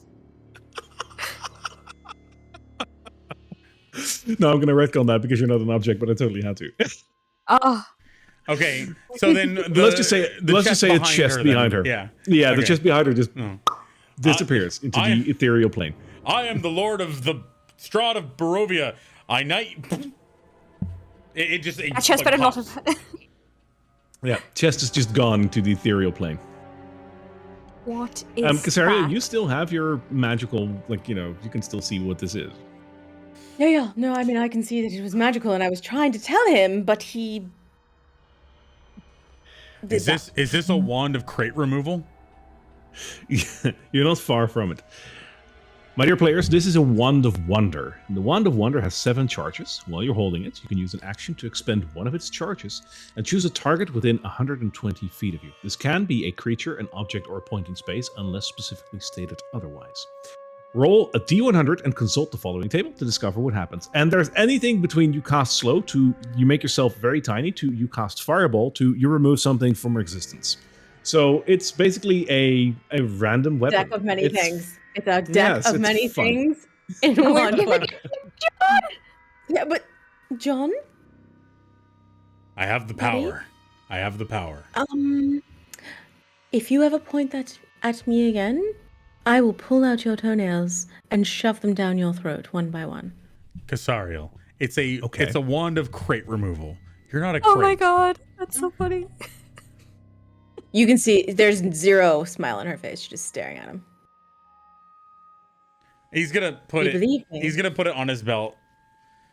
That's a good lad. Casariel, What else? as you is in here? Casariel, as you turn around to have a look at where that crate was, you notice that something fell out of the crate. The crate itself disappeared into the ethereal plane, apparently, but it left something behind. Mm-hmm. On the ground are 2 diamonds. Are they Big. each Big. about? I pull out my gem monocle. I don't actually have, but it'd be funny if I did. Oh, Are they about I worth have- 300 gold each? I have jeweler's tools. I'm proficient in jewel maintenance because of That my is so backstory. true. So I pull out my jeweler's tools and give it to you. Thank you. That's so funny. The worth approximately of these diamonds, sir? These diamonds should be worth roughly around 300 gold each. Brilliant. I scoop them up That and would make them brilliant, yes. shove them in my pack. And with that, you found a couple of potions as well. The rest of the room, it contains a nice rug if you want to take it with you. But it holds nothing. Sure, in the else bag of holding it goes. Sure. You got a nice rug with you. This has been so fun. Been so worth it. He like gestures to the wand and says, "You guys ever need help moving? I got you covered." So, for the bag of tricks, I will say, if you want to add it to your inventory, it is the tan bag of tricks, because there's 3 of them. It's the tan one. And the wand of wonder is the wand of wonder, and it does require attunement. The bag of tricks does not. Oh my! Oh, thank God, because I literally have no space left. But to be fair, I feel like I'd get rid of the Mace of Terror in a heartbeat. I don't use it. Ready? Oh, I love it. I love it so much. You took So the who's taking what now? the What now? gold, right? Oh yes, the gold's the gold is in my pack. All right, I'm looking for a What did you wand. say, Casariel? I'm just asking who took what. I'm just keeping notes. I have the wand of John, wonder take on my hip. Perfect. I'm currently storing about 1,000 gold on me. I'm buying a house. Should we split that up a bit in case you get pickpocketed, or? The bag of holding. True. If they pickpocket that, then we've got a lot of worries. Besides the gold. Right. It was 2 diamonds, right? 2 diamonds, both worth about 300 gold. Okay. Bag of holding, who took the bag of holding? Also Carla? The bag of tricks. It wasn't yeah. a bag of holding, bag of tricks. Oh, sorry. Yes, I'm sorry. Bag of tricks. Okay. Got it.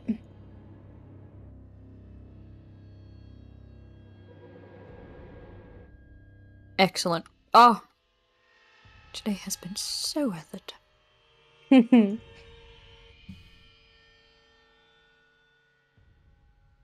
Sorry for the clicking. Just keeping track of what everybody's got. Oh, good. All this right, is then. this is important to register correctly because it's cool stuff and all that. Yes. We got 3 potions of greater healing. Did we distribute them evenly among Yes. all of us? Okay. All right. Just making sure from last time. Also, you got 3 potions of heroism. Don't forget that. Yes. We didn't pop those either. Yep, I still have mine. Okay. I'm probably going to use those We're in the about final to- battle because I'm not going to remember them. That's why I'm We're about keeping track to- of everyone. Yeah. Don't worry. We're about to encounter something terrible to say we have all this cool shit now. Well, I think we went through something terrible to get Awesome. it. I was going to say. All All right. Let's burn this place to the ground and get out of here. Baloo follows you, Carla. Hello, Baloo. Baloo? Why that name, John? I don't know. It just seemed to pop out in my head. Blue. It better not be from one of your friends. He looks down at his armor, which is all blue, and he just, I mean, it's just a nice color. It's just that whenever he wanders, whenever he roams, right? He couldn't be fonder. His big home. So Carla has previously made a little doll of John because he got sad that his other one got burnt up. So she used a bit of blue fabric to make it look like him. So she's gonna take some of that out of her bag of holding and wrap a little bit of blue fabric around the bear, either its hand or its neck. So now it's Baloo. Yeah. All right. I feel like we've swept this place pretty clean. Did you want to go burn the bodies, or do you want to just get out of here? Let's get out of here, but let's burn this place to the ground when we do. Let's light it up. Annabelle, Yes. I'm going to pull out the bangle that I took from the Vistani camp that belongs to her. Yep. Here you are. I believe this thank belongs to you. It does. Let's Did get you back to your Papa give family, it- shall we? Did Papa give that to you? He did. Okay. Thank you, she says, and she follows you. All right, and we got the fuck out of this place. All right.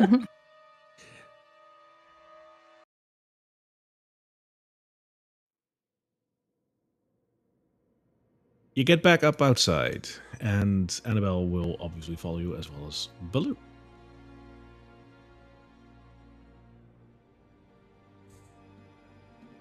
All right, so should we get back to the Vistani camp then?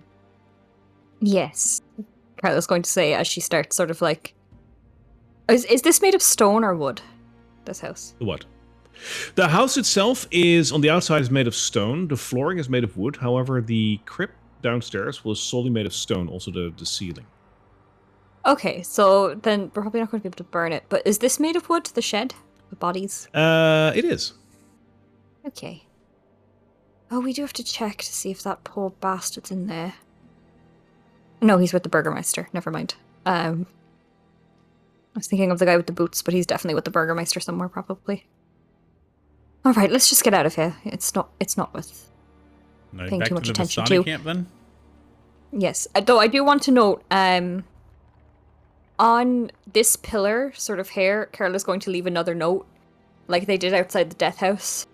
That's basically don't go in there, lots of bodies, already cleared, no riches. Put a big Smells sign up that bad. says "Danger, dead inside." You know what? No, she's going to put up a sign that says "Property of the Violet Gazette." She's going to leave it there. Foreclosed by the Violet Gazette, yeah. Home ownership is important. Well, about that, do you guys claim this house as your own? Yes. Okay. Yeah, it's a fixer-upper. Oh, Frankenstein! The Frankenstein guy, he's still upstairs. Oh, but he's probably... Do we want to check on him? Can we briefly go up and talk to our new butler?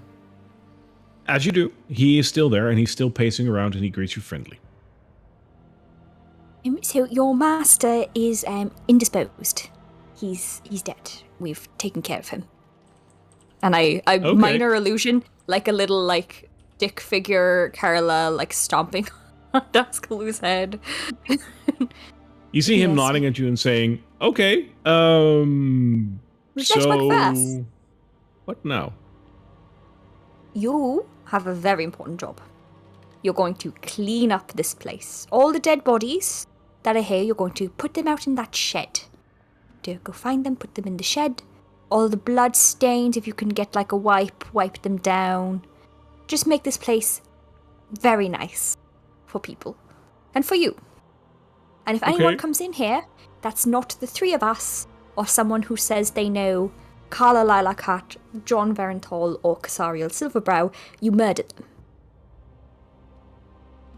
Okay. Should I then also put them in the shed? Yes. Okay. Murder them outright. What if it's someone like Annabelle who came to get out of the storm? Remember? Then I kill them and put them in the shed. No. No. Oh. If anyone tries to hurt you that comes in. Yes. If anyone comes in and tries to be mean to you or hurt you, you have our full permission to kill them and put them in the shed. Everyone else can just hang out. That's fine. Yeah, if they come Okay. seeking shelter and they seem nice, then you could maybe give them a bit of tea or something. Okay. You know. You will visit again, will you? Oh yes, we will be back. We will check in. Right. We'll check in Okay. with you as often as we can.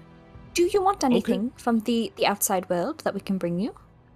Like new clothes, something shiny? I always wanted to try an apple. I will find you an apple. Oh. Okay. For your wonderful service in here, I will get you an apple. Just make sure this place is beautiful when we come back. Okay. Promise. Thank you. Is this the hiring process for all the Violet Gazette people?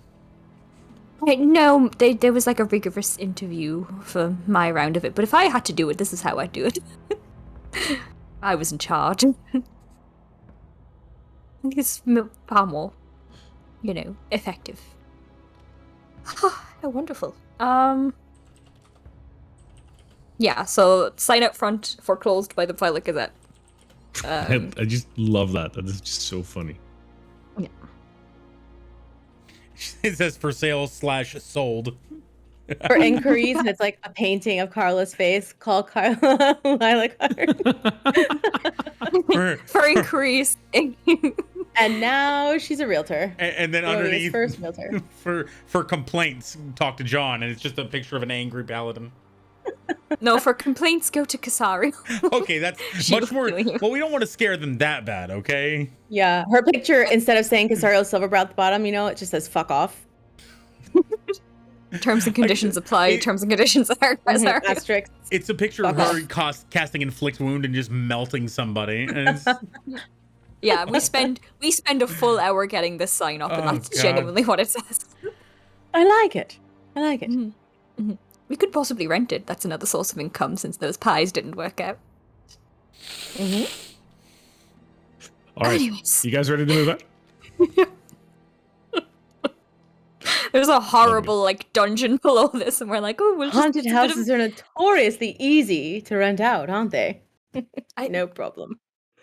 Sorry, look who you're talking to. She would rent one. Mm-hmm. True. All right. We head back to the Fistani camp. It's our first priority. I'm just making a map marker for you guys. Your house is over here. We have a home. And we've a vault with the key. We could lock things in there. Yes, True. you totally can. interrogation room. Or that. You guys wanted to go back to the Vistani, right? Mm-hmm. All right. I guess due north. Do we right? know, is there anything on the way on our map? Somebody who's woods. a mapper here? Okay, Mostly just woods and whatnot, but yeah, Okay. there's nothing special. This was It the wasn't thing. too far away either. So.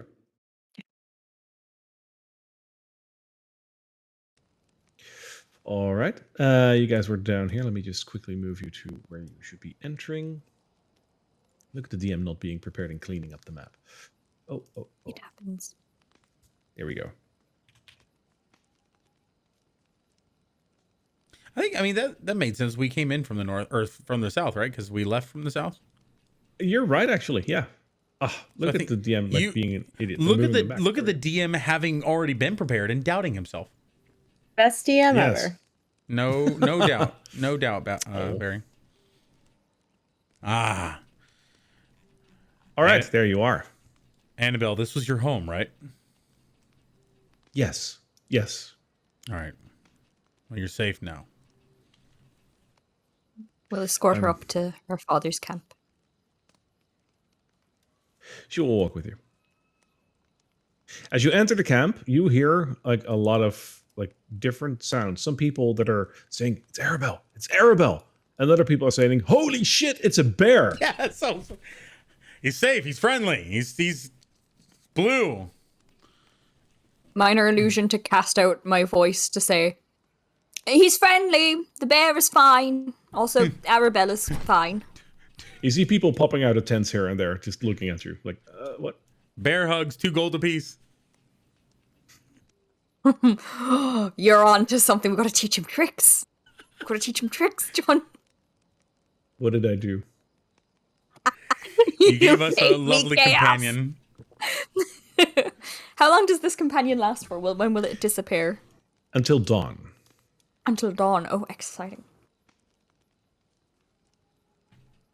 Or until you reduce it to 0 hit points.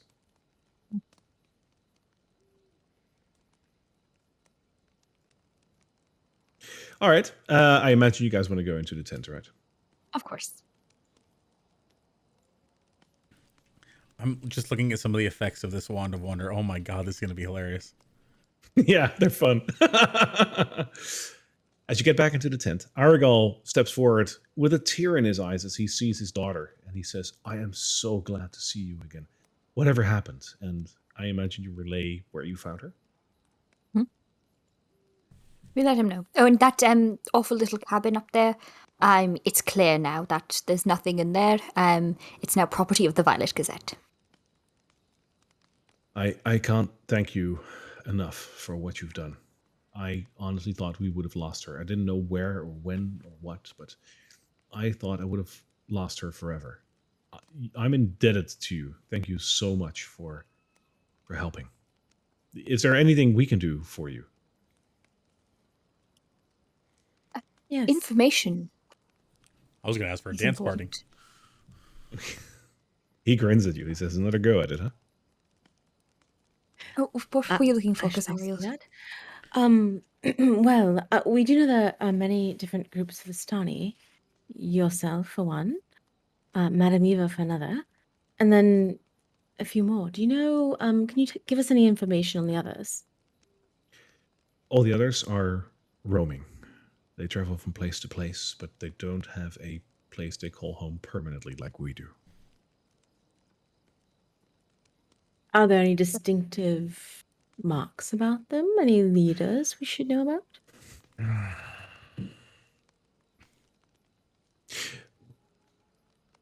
Generally, as a rule of thumb, in the Vistani camps is the elder is the leader. There are exceptions, but usually the eldest is also in charge. While I don't know any names from the roaming parties, because so much is happening, and if we don't meet for a month, places might have changed. But always look to the eldest if you want to address the person who is in charge. They stick to regions of Barovia, or they move all the time? Oh, they stick to regions beyond Barovia, too. They go back and forth. Oh. Speaking I of see. back and forth to Barovia, are you able to leave and come back? We are, yes. Could I trouble you to send word to a friend outside for us? That is the least I can do, of course. Give me a day to craft the letter. I'll let you know what it says and where to find them.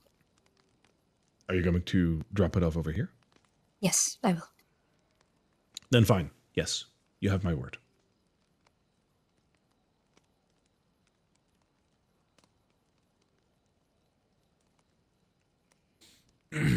Could you get word to the Silver Star and let them know we might be away a little bit longer? What are I'll the include that Silver letter Star? for you. Hmm? I'll work with you guys to craft that letter, and we can send them together. Believe both of you are located near or in and about Neverwinter? The Temple of the Moon. Temple of the Moon. Okay. Oh, very well.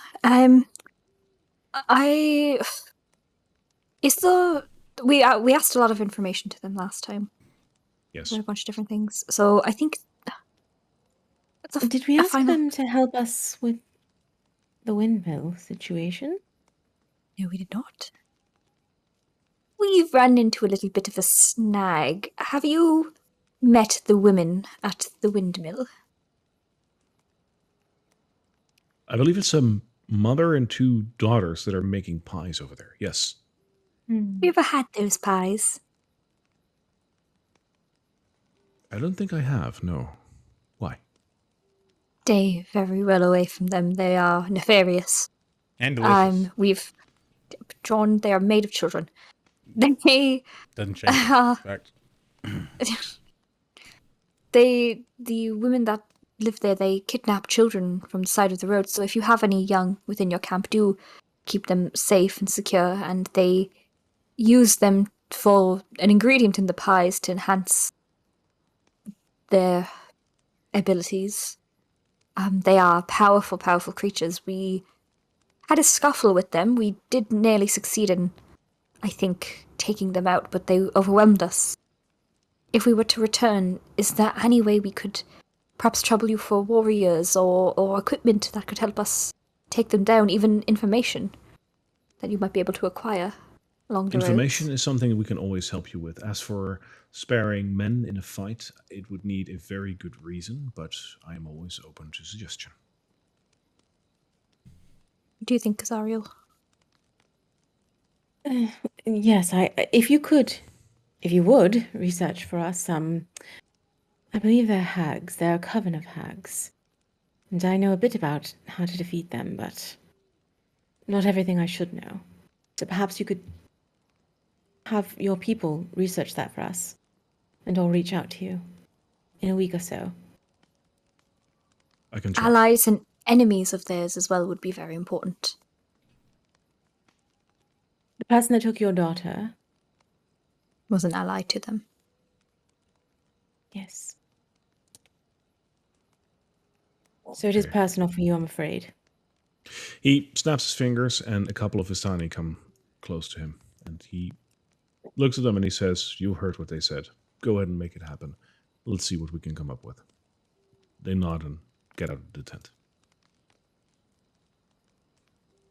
And could you trouble them to also research a name for us?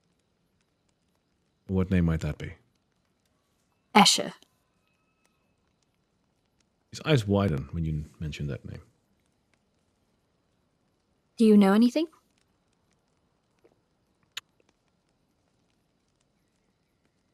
I do, to a degree, but I'm not sure if I can share that with you.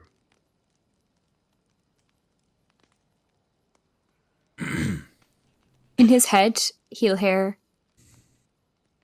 "Please, I fear for one of my friends. If we do not gain some information, even a note, I'll take. A hint." Give me a perception check.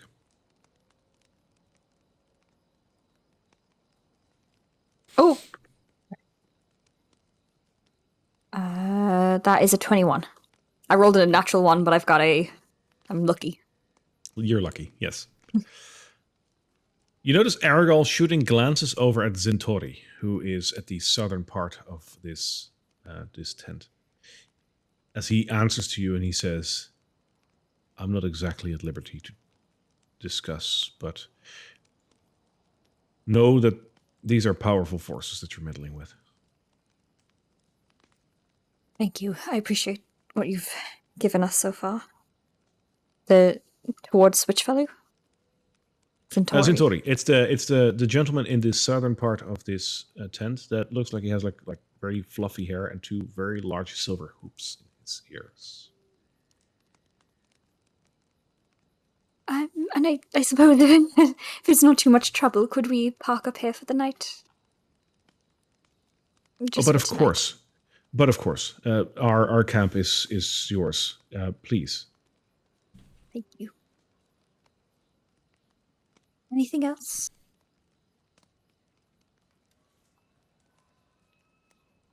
I don't suppose you Who do know you anything ask? about the Fanes of this land, do you? He looks at you at the mentioning of that. And he says, Those are old legends of Barovia, and you don't seem like the people that have been here for long to know about that. How have you heard about the story of the Fanes? There was a In book Kasari. in Vloki, was it? Yes.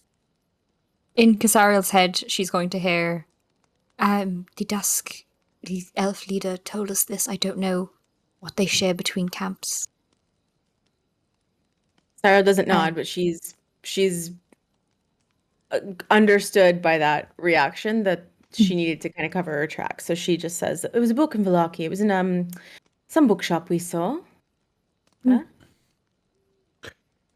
Legend speaks of 3 Fanes of this land that hold dominion over the forest, the mountains, and the water, that protect those that live here and give life to the land. It's an old story, told to children as a bedtime story as well. And I hold little value to stories like that. It's an interesting story, though, so I was curious as how you learn of this story, as it's, well, it's an old Barovian tale. We have similar fairy tales where I'm from. Children's That must stories, be it. really.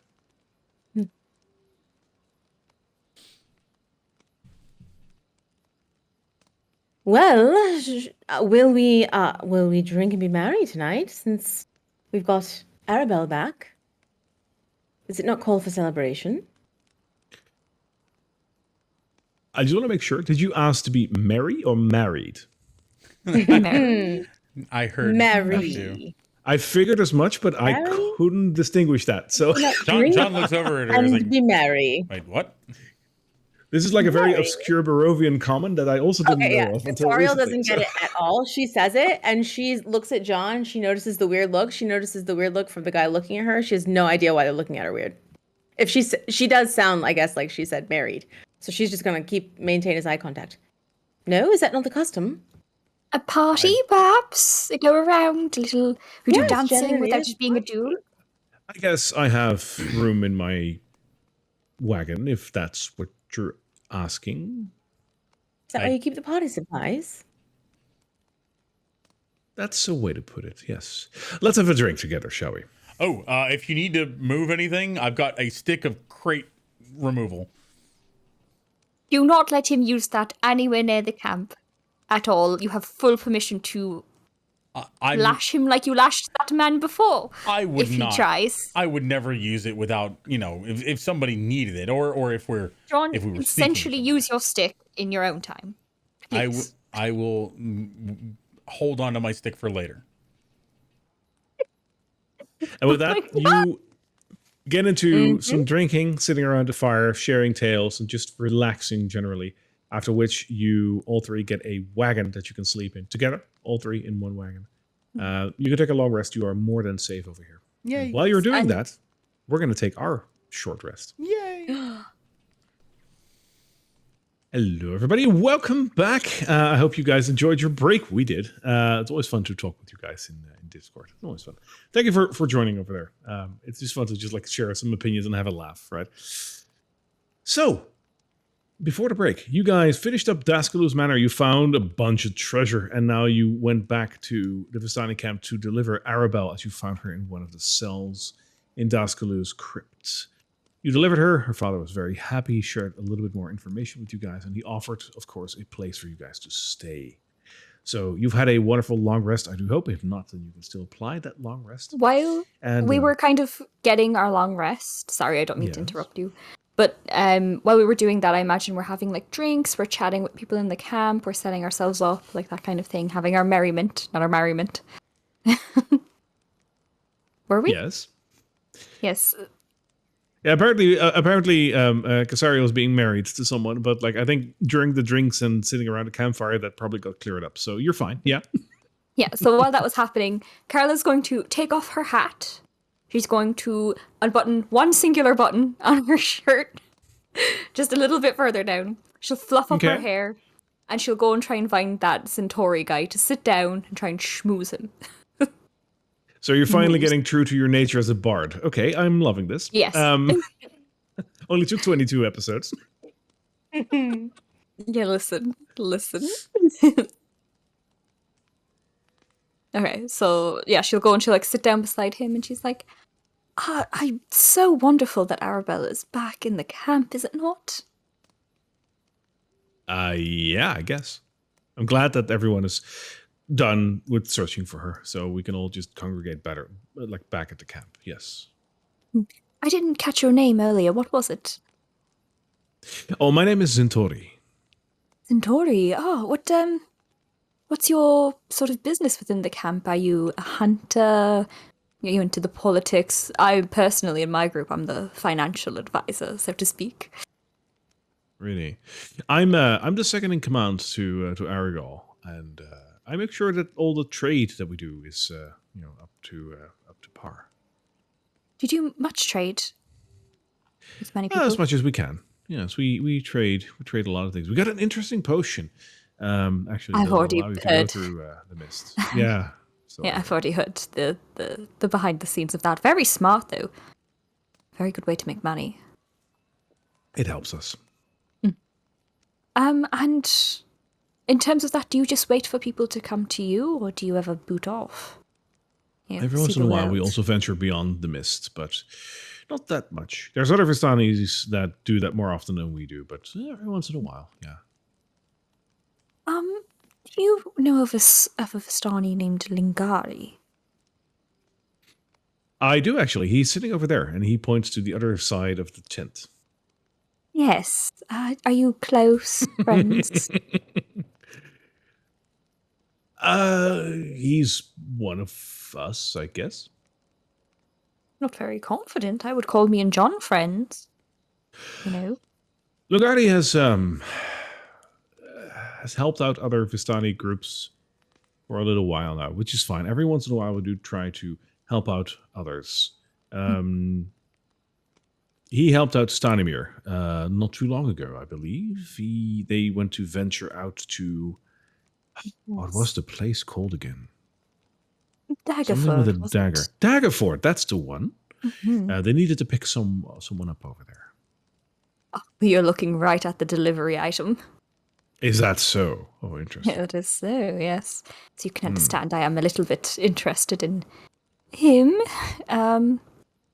considering the situation we've been brought into. But you know, we've encountered so many strange things out here in this land. Anything we should note as we're going forward? She's going to like bat her eyelashes a little bit. Blink, blink, blink. Is there anything in particular that you mean?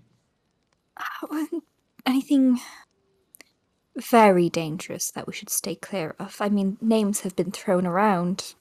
Argenvost Hold, Lady Vogt, Escher, and she's going to kind of see if he has a reaction to that.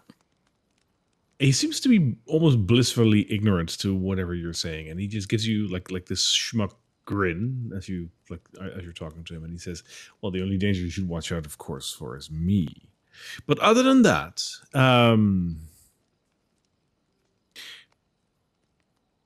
well."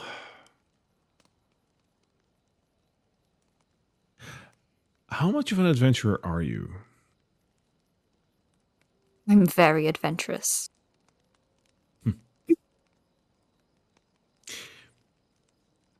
A little ways away from here, there is a village. Well, it used to be a village. Its name is long forgotten.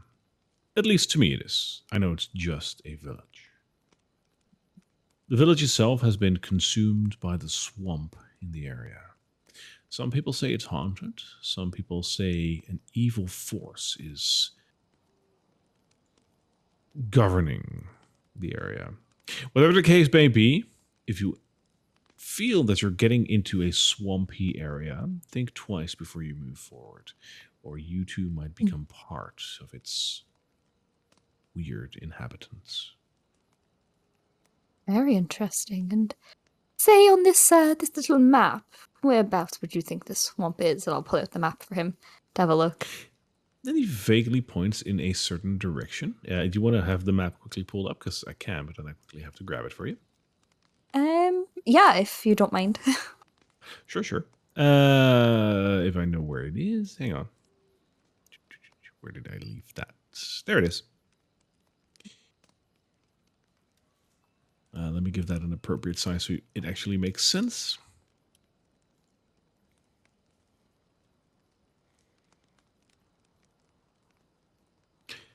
The map is coming to a cool tent near you. There we are.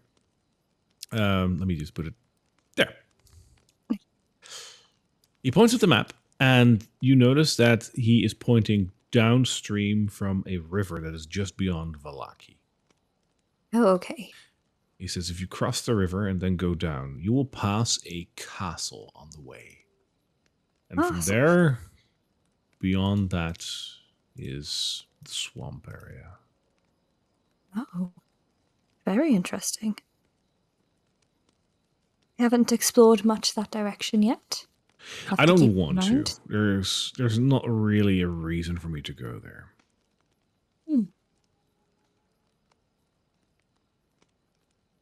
Interesting.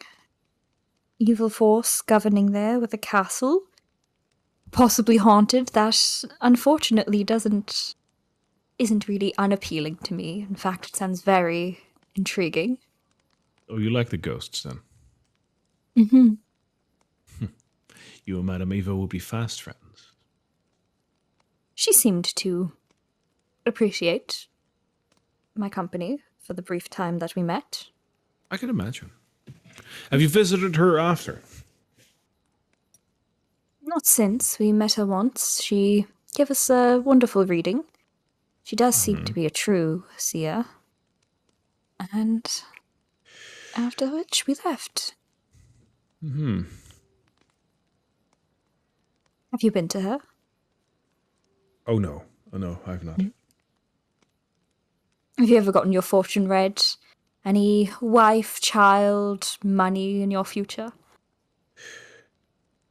All of that, yes. Though not by Madame Eve. She, I would not say that her powers aren't true, but let's just say that her people and our people don't see eye to eye. Oh, that's unfortunate. Yes. I suppose all communities have their differences. Exactly. Mm-hmm. I mean, I don't suppose that you would understand that. I mean, intricate workings between our groups, which is all fine. It's just, it is what it is. Yes, I mean, there's many intricate workings within bard colleges and stuff like that. Unless you're in it, it's hard to understand, but I appreciate the position you're in. Well, thank you. It's getting late. Should we go and get some sleep? Sounds wonderful. Just one more thing. The name has been just plaguing me. It's so familiar, but I cannot figure out where I've heard it. Escher. Have you ever heard of it? Don't think I have, no. Insight check. Is he lying to me? Go ahead. Roll it. Why am I so bad today? It's a 14. No, I was telling you the truth. Okay. I'll figure it out some way. Retiring, you mentioned. Yes. So, like, your cart or mine? Well, mine has 2 people inhabiting it, but I would love a walk to it, if you don't mind. Oh, yeah. Please follow me. Fade to black.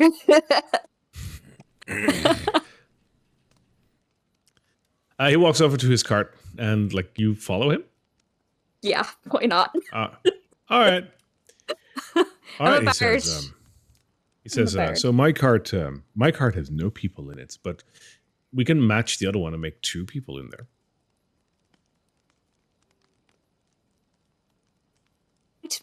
Fade to black, cut to black. Is that a yes or a no? Yes, yes. Yes with a fade to black. She's a bard. Yes, with a fade to black, Dragon Age style. All right, you join him in the cart for the night, and you obviously just sleep side to side and just give each other a hug and nothing more. A good Christian. Adorable. Of course. Yes. For the people observing casually outside the wagon, everyone just wonders why the cart is moving. People are sleeping I inside would of it.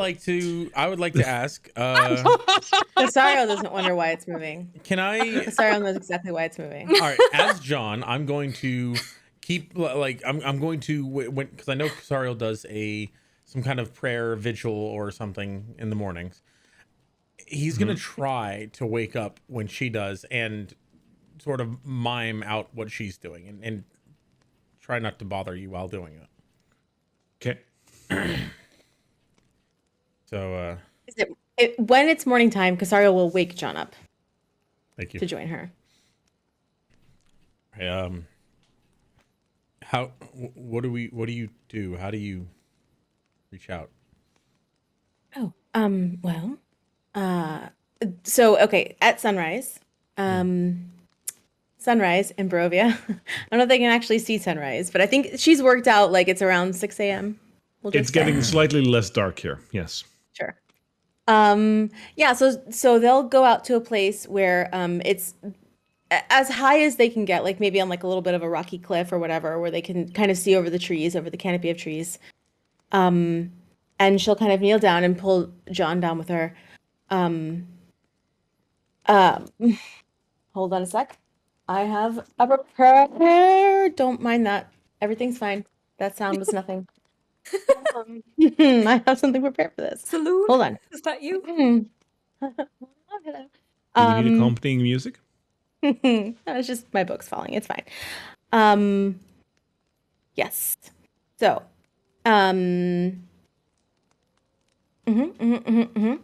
So, the Morning Lord, you have a lot in common. In fact, that's a lot in common with Saloon. Renewal, birth, athletics, self-protection, vitality. And the Morning Lord rather hates the undead as well. So rarely, I've never talked to him per se, the way I have Saloon, but when I'm out here in the morning, I really just think of my father. What he must have been thinking and feeling as he navigated these lands. So, I'm gonna take the amulet of the Dawnbringer from around my neck, which is the amulet of the Morning Lord, and I'll take John's hand. I'll put it in the palm of his hand and close it.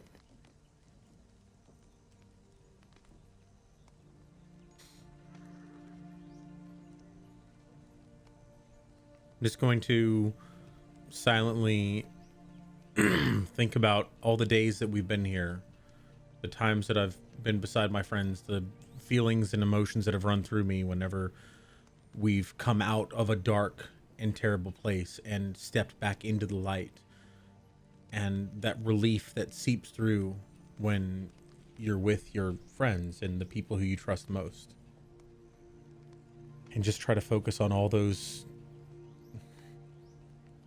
moments, those emotions, and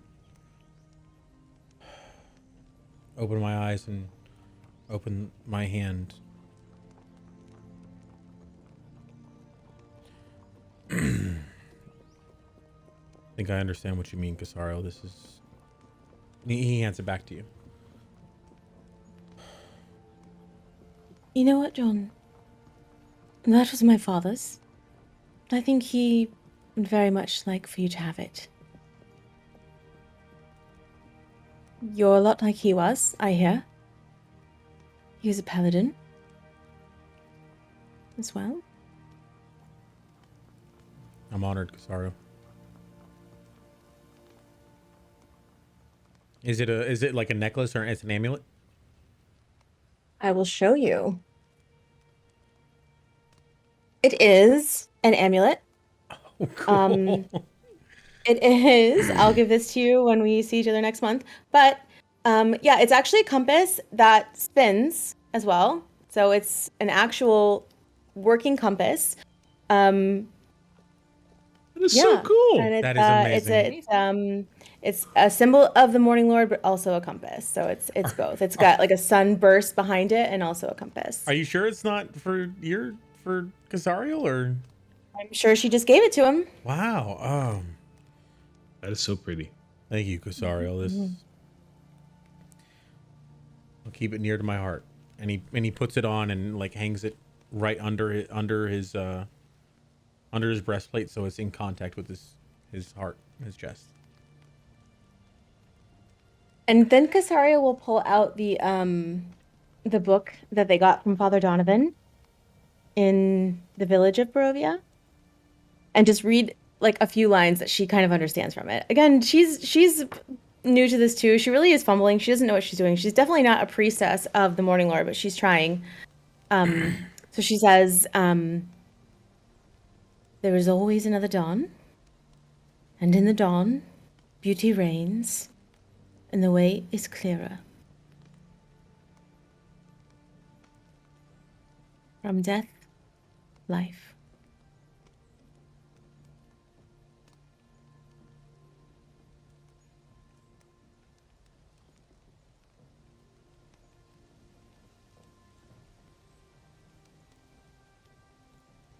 I appreciate that.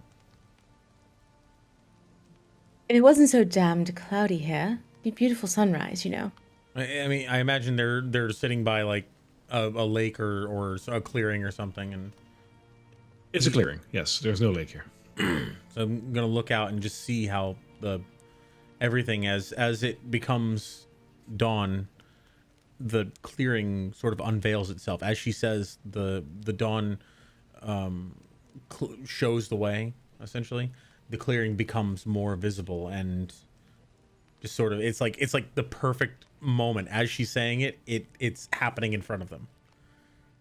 John, what are you feeling right now? Describe your feelings. Peace. More peaceful than I felt since before we came to Barovia. Sort of been not going through the motions, but I knew what I had to do, but I just did things. And now I've never really paused to consider the impact of Saloon and now the sun on the world. And now I'm sitting here next to my best friend in the world, someone who's guided me through situations that I never understood, someone who's been more of a sister or brother than anyone I've ever had in my life, and we're just sharing this moment, and I feel at peace. Totally. John, for the fact that you, for the first time in a long time, feel inner peace. Casariel, for the fact that you've brought these friends of yours so far through a lot. And Carla, for the fact that you two broke a boundary that like took you a while to break. I'm going to grant all three of you inspiration to start this day off. Cool. Oh, it really do be the bard, cleric, and paladin route. You guys went and prayed, and I sure did a bit of worshipping in a different way. We really hit those archetypes today. No. John, I just what do you found this think an Carla's incredibly doing right beautiful now? moment. This is just an incredibly beautiful moment, and like I don't dish out inspiration nearly as much as some other DMs do because I use it for very, very special moments. I felt this was one of them. I actually, as you know, Daniel, I kind of feel peaceful right now. This is really cool. You're welcome, my friend. I feel I would only be honoring Casariel's true spirit by giving him a side eye while he's feeling super peaceful and watching him pray and enjoy his moment. She's going to stand up, you know, also closing her eyes very peacefully. She'll take her sword, unsheath it, and put it against the small of his back. Now, with me?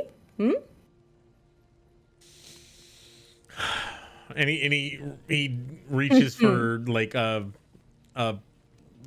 piece of wood and vaguely the same length as a sword. It says, like old times. She looks at her beautiful sword and his stick, and she's fine with this. She is fine with this differential. No problem. He's not comfortable hitting her with the thing that is cursed, or hitting at her. All right.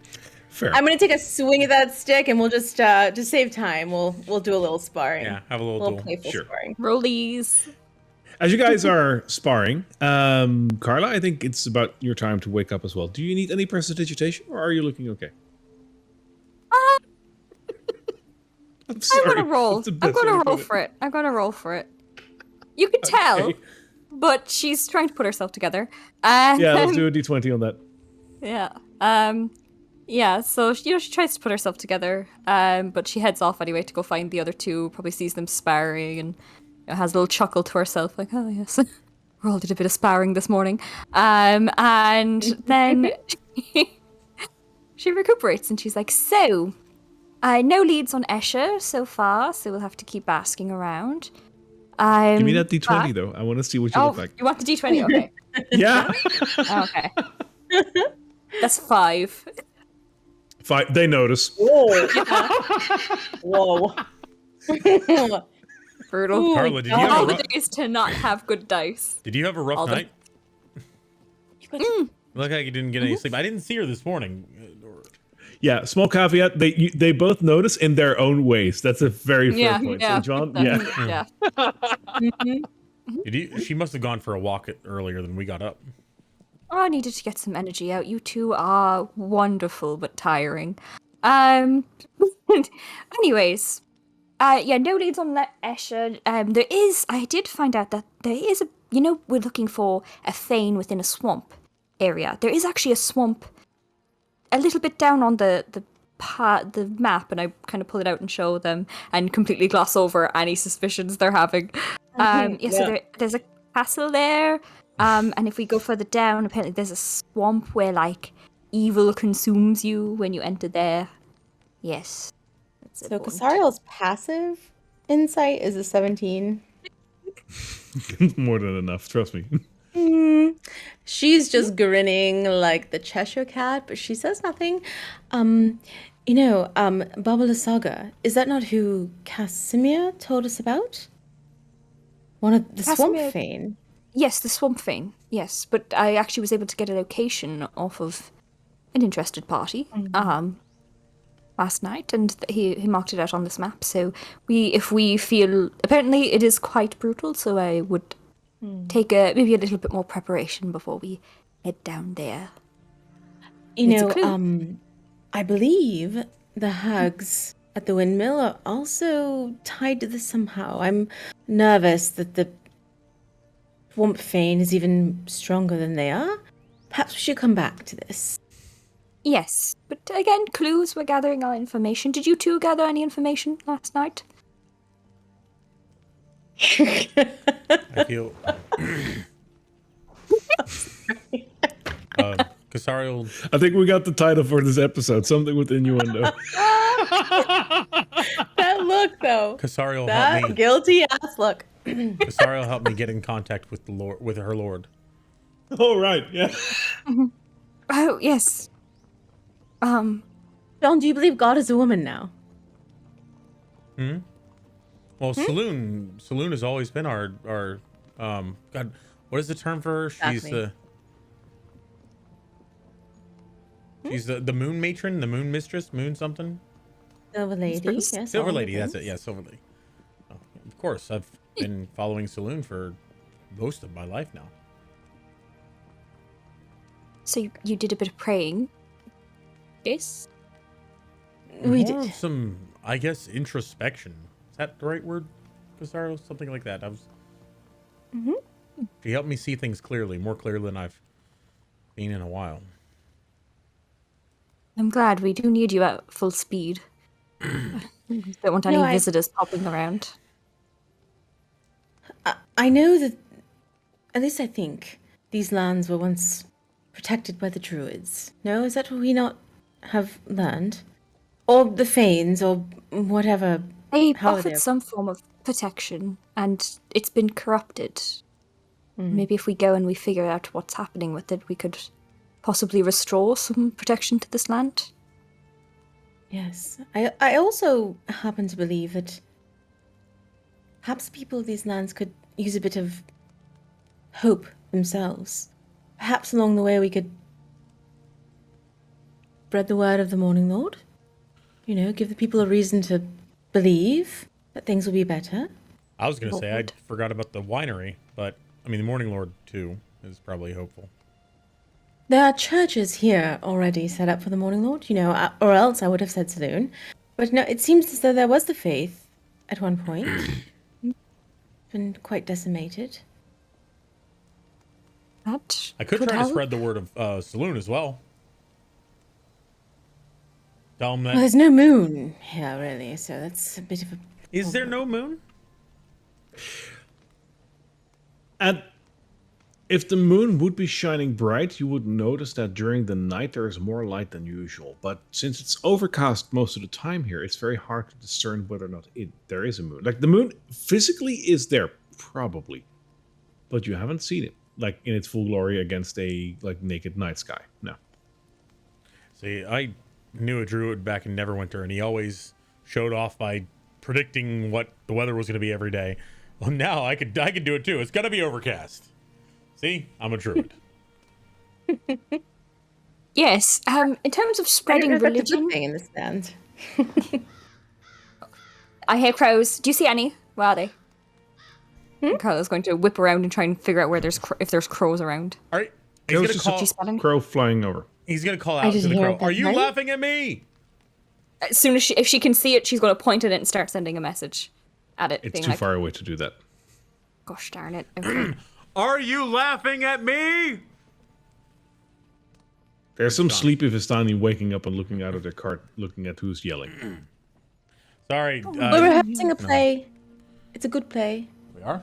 We'll come back and perform it someday. We should go. Should we go? we should go. But in terms of spreading religion, well, personally, I don't care for that idea, but I think it's a very good one. I don't think I could inspire that, but you two are incredible. Some of the feats that you've been able to do because of your mistress, because of your faith. If you show people of the land that and then mention, perhaps, like, oh, this is brought to you by the Morning Lord, that might help. They might believe in their own power. This cleansing brought to you by. Oh God. We have an advertising department in the Violet Gazette. I'm not very God. savvy on it, but We could go to the God, local. are we marketing religion now? We could go to the local MLM hospitals. scheme. Like, Nothing is sacred. Nothing is sacred anymore. go to local hospitals. Like, I could heal you, but who do you believe in? Build a mega church. I mean, going from children pies to peddling religion is not a big step, to be honest. Fair. That's fair. oh my fair. god. Yeah. But the thought of inspiring them for hope, it might give them courage to fight back when they need it, that sort of thing. That is very good. I do appreciate the sentiment behind it, and I think there are ways to do it. Just make sure you really market where your power comes from. Yes, no, they could shelter the children, you know, that have been taken and saved from the windmill, and also feed the starving. That would be important. As you say, really market where your power comes from. He looks down at his weapon. Maybe I'll keep that under wraps. You Ooh, get some of your stuff from Saloon. my wand of crate removal. My Don't stick point of that. crate Do not removal. point that. Don't point that anywhere. Put your rod away, John. As he lifts it, I imagine Carlin, because I'm like, whoa, whoa, whoa. Oh, Bessie. Whoa. Worst case scenario, we lose a couple of crates. It's the Vistanis anyway. We don't I don't want to want- make I don't wanna- enemies of them. I don't want to mess up their crates. They're nice people. They dance. All right. Yeah, You know, I think we should learn from our past here.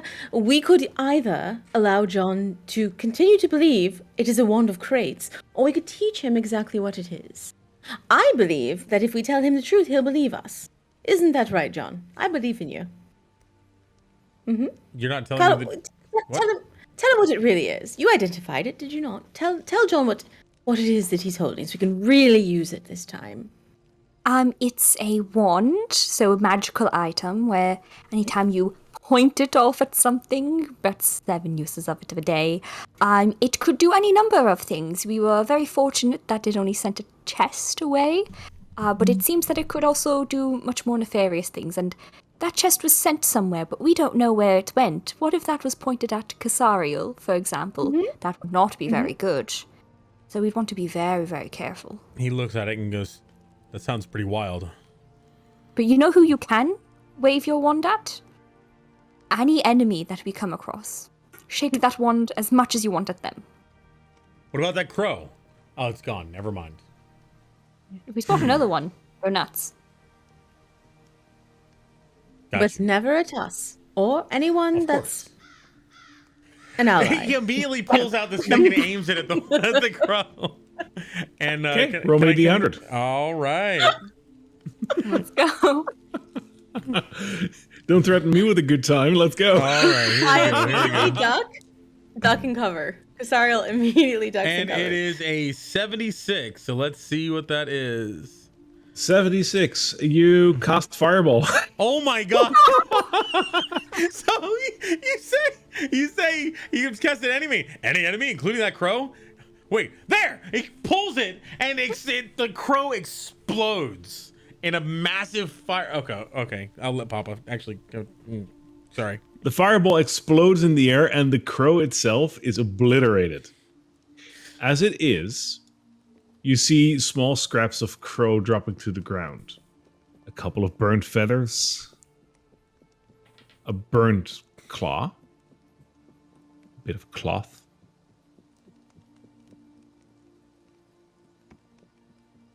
Kara's gonna immediately run over and start scavenging that. What in the name Wait, of God? wait a Oh minute. my god! Cloth? Is it blue? Is it blue cloth? It's black cloth. Okay, so thank God it wasn't blue. I think at this point I'm also going to stop the happy music. Oh no. Do you remember the Blue Water Inn? You know, and the feather lady, the lady with the feathers. Remember you told us about her? You found her in the kitchen.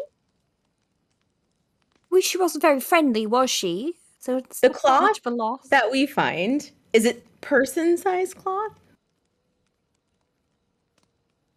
Do you pick it up? Of course. Of course.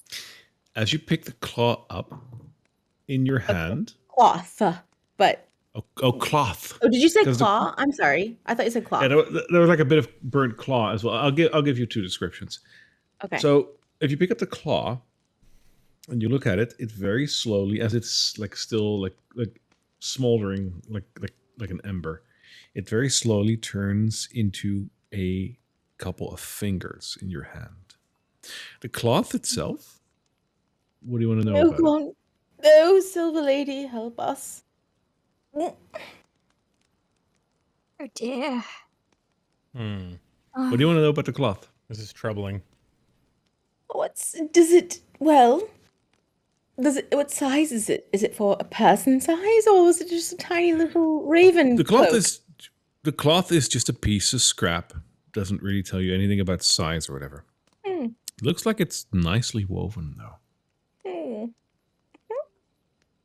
Carla's going to hold the fingers kind of closely to hope that no one in the camp is going to see them and cast Identify on them. See if there's any The magic whole- there. There's no magic there. The rest of the camp comes out because the sound of a fireball that's a sound. So the rest of the camp is getting close to you. And you hear See John what the say, heck was up "Nailed there." it." There was a nefarious bird incident, but you're all safe. You're all fine. John saved us all from the nefarious bird. I blew up a bird. Thank the Morning Lord and the Silver Lady. John, he spins the wand around and sticks it in his pocket. God, he puts the wand away. Spins it like a few times like a gun.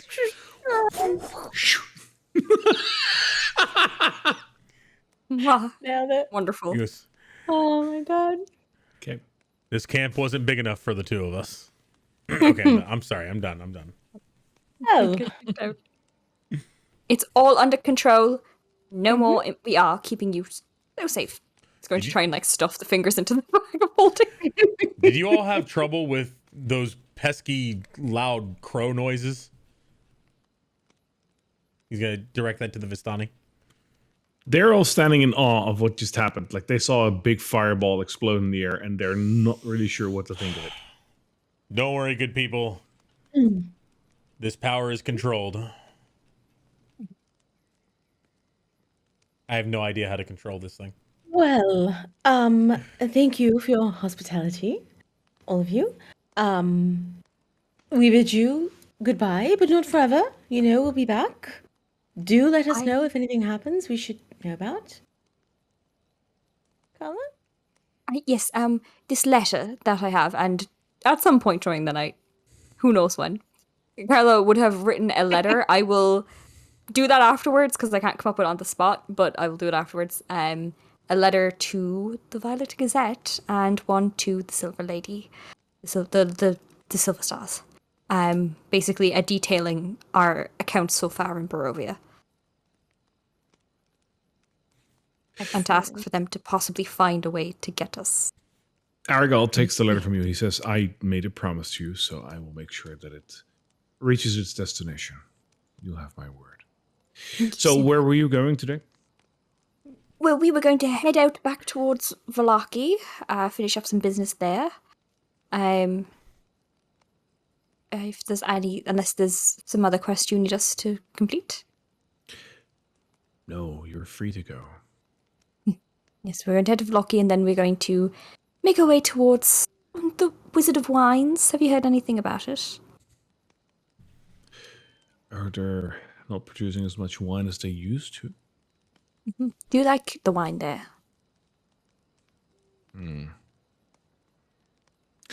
Yes. We'll bring you I back do. cask. Bring me back a cask of Champagne de l'Estampe, if you can.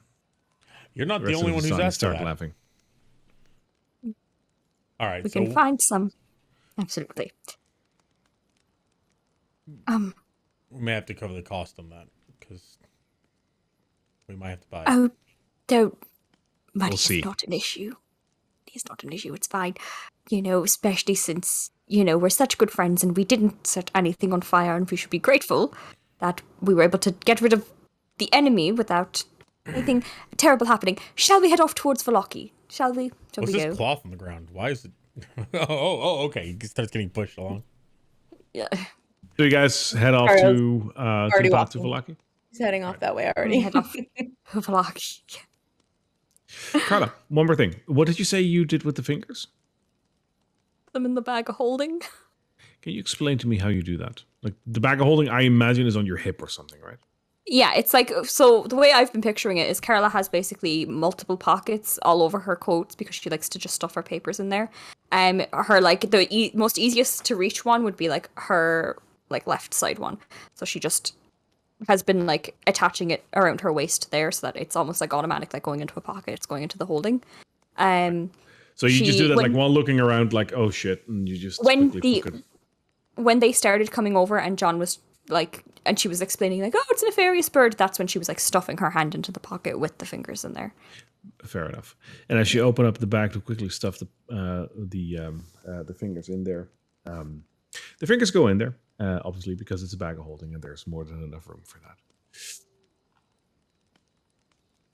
Okay. All Let's move right. on. Oh, Lord. Shall we move to the map? Good. I'm concerned for what just happened, but I don't understand it. What did you see? I didn't see anything. I just, like, everything paused and there was conversation around fingers and bags. Never mind. Carlos, is there something that you noticed? Was there? I noticed that there was a claw and then there was fingers. So in my head, I'm like, oh, we just killed someone. Mm-hmm. And we did just murder someone. And And you as we're didn't like- see anything, right? Hmm? You didn't see anything, right? With my blind sight, did I see anything? No, on the map you didn't see anything, right? Oh, Oh, I on this I map? didn't see anything on the map. No. Good, good. All right. Now let's move on. You guys wanted to go to Valaki, right? Yes, as we're sort of walking there, Carl's going to be like, that was definitely a person. That was definitely a fucking person. And if that person was following us, they might have told someone they were following us, and if they're dead, then that's going to come back to us. So, plausible deniability, okay? Nothing Was happened. it either a person following us to help us or a person following us to try to kill us? Oh, I was missing somebody. I didn't see Lungari on the map. I was Bulgaria was there. okay. Somebody wants it. Or was he? Hmm. No, he was there. Just to make sure, you guys want to go to Wallachia, right? Not to your now home. Yeah, Valaki. Valaki first. All We right. got some business. We still need to let the butler clean up a bit. Yeah. Well, it's been a day, but sure. I mean, that's a big house So- with lots of guts. That's fair. blood. That's fair. So you walk to the village and present yourself at the gate. It is during the day, so they will ask you the usual questions. What do you want to do over here? What are your intentions? And after a brief conversation, they let you into the city. Where do you want to go within Vallaki? The blacksmith. Armorer. Yeah. We're going to go to the Alrighty. armorer and we're going to get John fitted for a nice little outfit. My friends are so cool. If I am not mistaken, it should be this map. But if I picked the wrong one, we'll switch. No, that's the wrong the one. first I'm so one. sorry. Oh. It's the town square. Such disappointment. Terrible DM. I'm going to play another game. Are there still so it has inverted again where all only the buildings are visible. Oddly enough. So weird. Yeah. Whatever does that. It's done that once or twice before. I think it's just a Foundry issue. I think so. Let me just quickly give it a switch. Nope. Everything looks good. Oh, this is the second floor, but yeah. Yeah, that's the second floor, and this should be the ground floor. It should be Yep, good. everything now. looks good. All right. There you go. You were saying, is there what? Huh?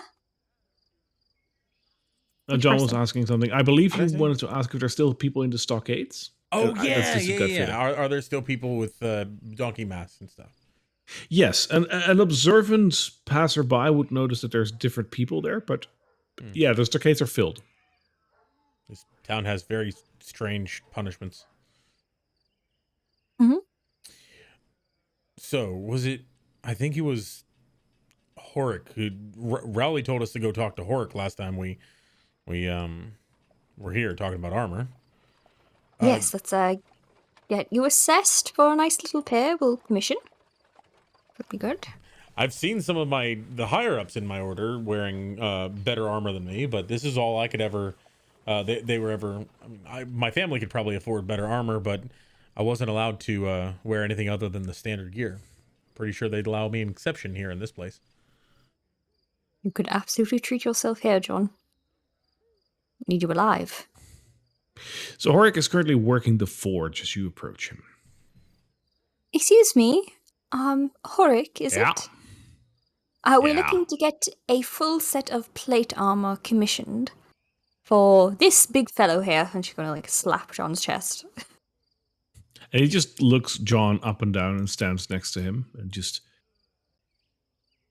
looks him in the eye and he says, okay, turn this way. For Okay. the listeners, Daniel has turned. Daniel's like turning around right now. Okay.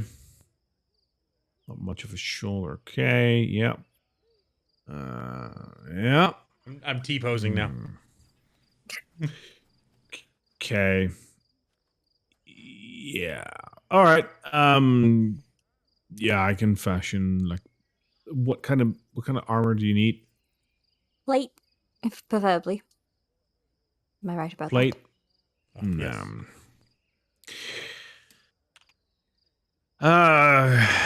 Full set. Hopefully. Full shebang.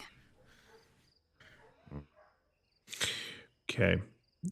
Full set of plate armor would be with your size around 1,500 gold. 1,500. Could we do like a half and half paying situation? I could pay you half now and we give you half later. When we come back for it, we won't take the plate. What if he dies? Well, then you have 700 gold because we'll be dead too. And you won't have to make a plate armor. 1,500 To- gold. What about just for a chest piece? Yeah, what about just a chest plate? Never mind. It's probably not. I don't need it that badly, Carla. Oh 1,500 no, I gold. desperately need you to stay alive. Actually, so no negotiations on that. But if we could do a half payment, we need to go away, do a little bit of work. When we come back, if it's done and dusted and ready, we give you the other 700 gold. So 750 for 750. Hmm. 750 now. You make it in your own time. We'll be back in about probably maybe a week, and then we come, or whatever amount of time it'll take you. When we come back, we should be. We'll be able to give you 750 more, and then we can take the plate. Then it is entirely in your possession until we pay in full. Perhaps First, there though, is something Fair. that you would like to trade Horik, instead of gold. do you know if there's another blacksmith in the area? Why, you're looking to get a discount? No, I'm the only one around who can make this. Oh, in Kresk. I just wanted to know if you had any competition that we could mock as we walked by. No, in Crest they can make horseshoes and maybe a pickaxe, and that's about it. Yeah, you've got the monopoly. I do respect that. Would that be a deal then? 750, 750? Accord, and he puts his hand forward. And Carla will take it and slip over 750 gold to him. We'll get right to it. Judging by his size, it'll be at least a couple of days before I'm done. That is very fair. Incredibly helpful. Do you want any customization on it, John? Like anything you want to mention now? An engraving of some sorts before we leave? Could you put an engraving of the sun on one side and an engraving of a crescent moon on the back? So on the sun on the front and the crescent moon on the back? Sure, I can do that. Should I have it the other way around? Of course That's you fine. can. Of course you can. You're the most experienced blacksmith in Barovia.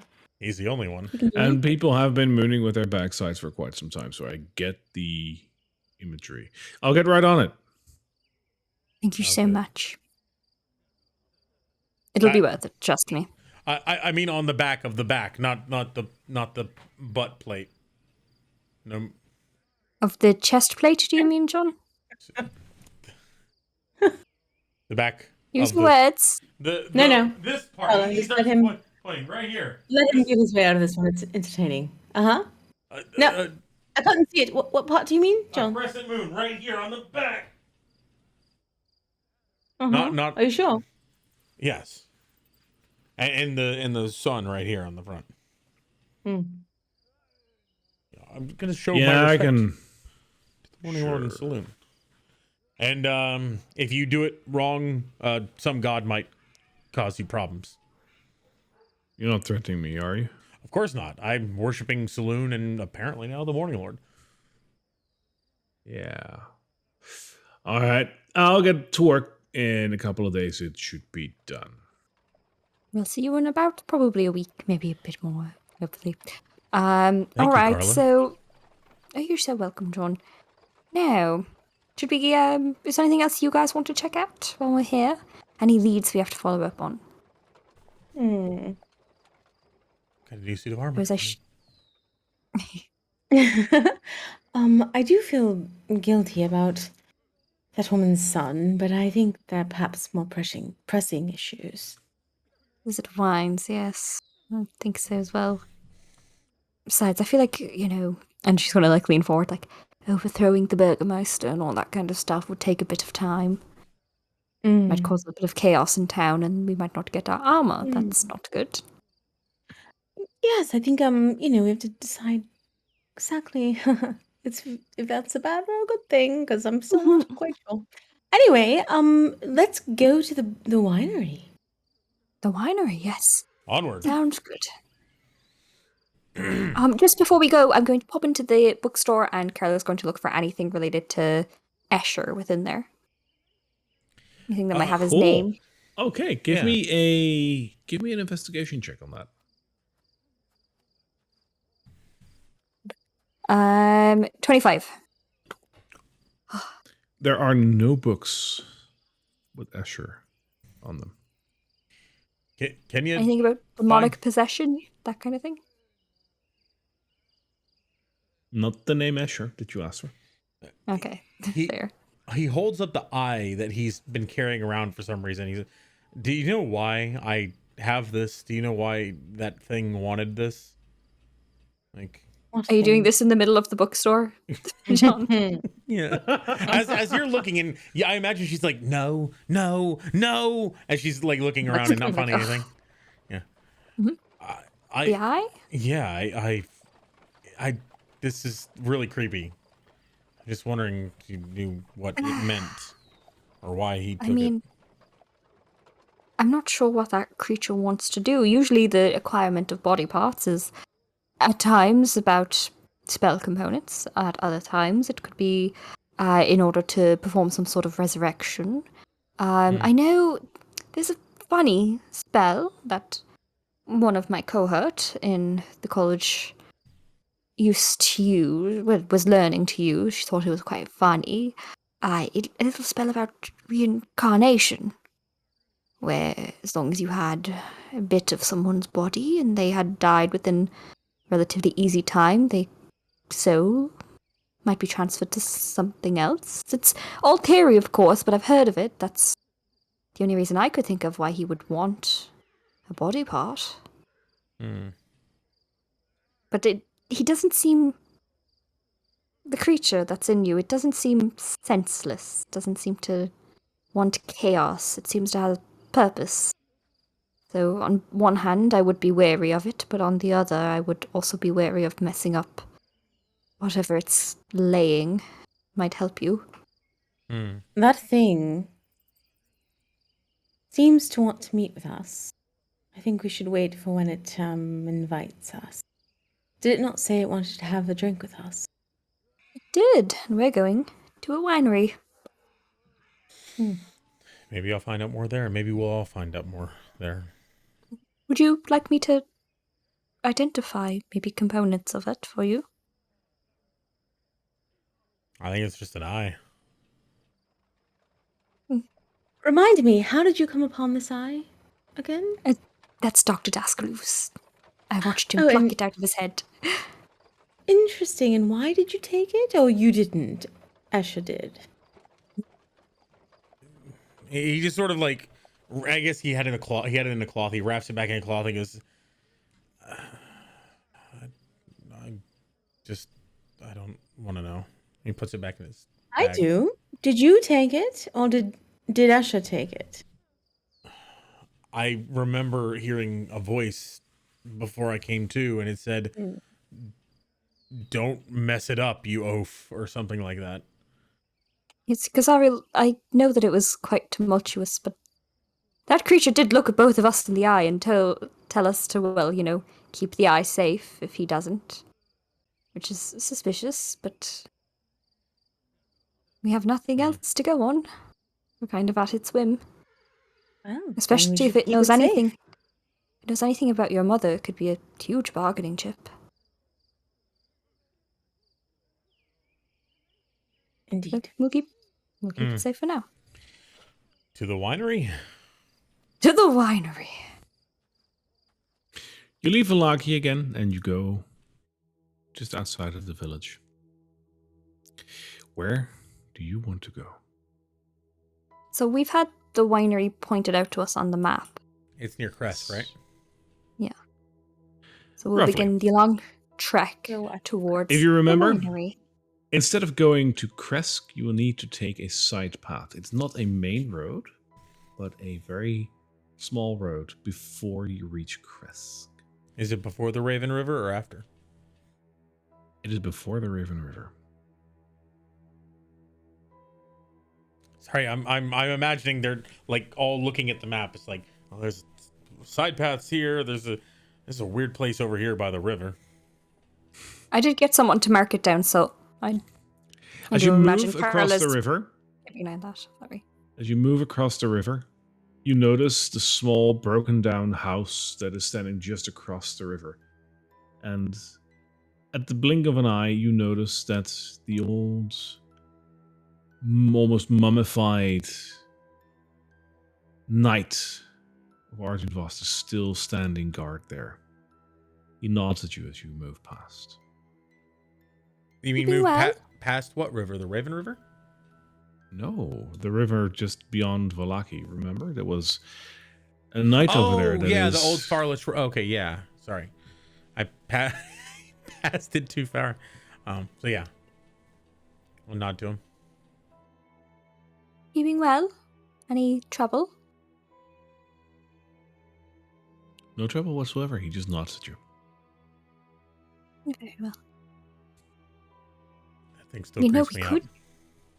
we could try and convince him to go to the house eventually. He could be our personal guard with our butler. You come up on a crossroad with a large path leading towards the south and a small path leading to the north. And of course, another large path leading to the west.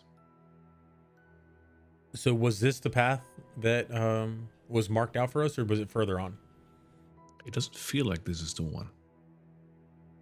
We'll keep moving then. A little further down the road, another path forks away from the main road, going towards roughly the southwest.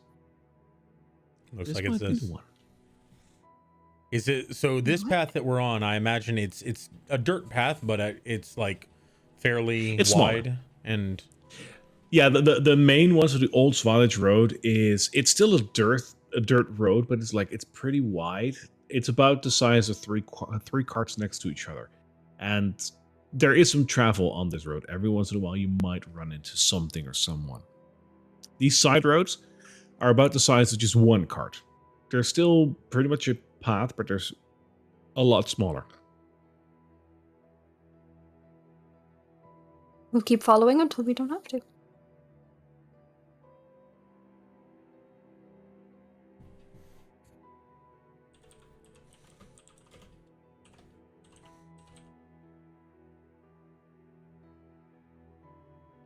Following the dirt path, you notice that you're coming upon a clearing, and beyond the clearing, you have the feeling that you see somewhat of a vineyard of sorts.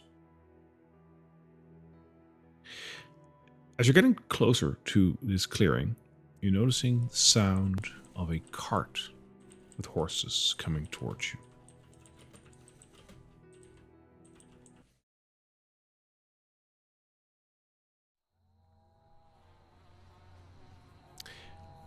On the cart.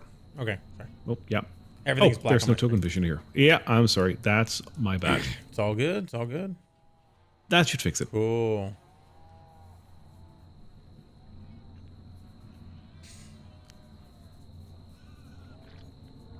The wagon that is coming towards you is a relatively small wooden wagon driven by a singular man that is sitting in front of it with just one horse. He sees you approach him and he stops the wagon, looking expectantly at you, unsure whether or not you are friend or foe. I'm gonna make a very like open gesture of like both arms at my side, sort of open, just showing that no weapons or anything. Hello, friend. Hi. It's a dreary night, but like every night, right?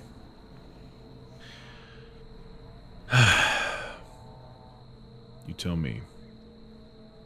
It's a What is your dreary business night. here? Oh, never mind. I think we're looking for the Wizard of Wines. We were told it was this way. Mm-hmm. We heard there's been issues with supplies. We wanted to see if we could help out. Right. I usually don't like to talk to strangers the way that we're doing right now, but strange times call for strange approaches. And as he is talking with you guys, you see two younger people climbing on top of the cart, like from behind him. And they're also looking at you, and they say, Martin, they might be able to help us. Please. You need help? Martin looks at you and he says, the winery has fallen on some hard times. We're having some trouble. Yes, perhaps you should be able to help us. Type of trouble? If the winery is... The girl nudges him and she says, just go ahead and tell them. Martin says, the winery is under attack. Oh gosh. Believe it or not. By alcoholics? If only that would bring in some coin, wouldn't it not? No. The winery has fallen on some hard times. Mm-hmm. For various reasons, but every year around this time, the winery gets attacked by some monstrosities. They're basically made of plants and vines, and they try to suck the life out of the winery itself for their own sustenance. Now, this is something we can usually deal with every single year. This happens, but this year it seems unusually strong. There's a lot of them, and other than these leafy kind of creatures, others seem to have joined them. Oh gosh. Little creatures made of needles and twigs that are trying to attack our vineyard. It's become so problematic that my family has moved out of the winery and is now currently lurking in the forest because they are not safe within the winery. Perhaps you can talk to them. The plants? Of course. Well, to my family, of course. Oh. He may not be very bright, but look at those muscles. We would absolutely be able to help you. Of course. Perhaps. I can chop down a tree if I need to. I don't really want to. That would be a start. If you follow this path towards the winery, make sure that you don't go into the winery itself, or it might just be sudden death for all of you. Where will we find your family? Steer to the left, go into the woods, you should be able to find them. Very well. Was it like a big shambling mound of plants and stuff? Because we actually had something like that happen in the first place we were in, the first house that we ever visited. They're relatively big, but there's lots of them. That might be a problem. That might be a problem, Carla. That might be Have a problem, you but we're stronger found now. something that particularly vulnerable to? Fire, perhaps? Or... By a cruel twist of fate, we notice that they are very susceptible to fire, but as my older brother will tell you, we dare not use fire, for we're afraid that we would not only light up the vineyard, but also the winery. As he says, they're removing vulnerable. 400 years of history from existence. So, As he says, they're vulnerable to fire. John pulls out the wand and starts to talk, and then he says that, we dare not use fire. He's like, puts it back. we're pretty sure they're susceptible to fire, but we dare not use them. Talk to my brother to see what's possible and what not. But Where are you going? What are you doing? I'm bringing the last casket of wine that we have right now to the Blue Water Inn in Valaki. What? Get them to give you supplies if you can. Anything that will help your family. We'll help. We'll try to help. We'll talk you to your family. Is there anything you could give us that would possibly indicate that we're friendly to them? I wouldn't want to scare them during such a trying time. A symbolry, a phrase. Tell them Martin, Viggo, and Yolanda have sent you. They will. No one knows the combination of those three names, I am sure. Vigo and Yolanda. Very well. Do you have any champagne?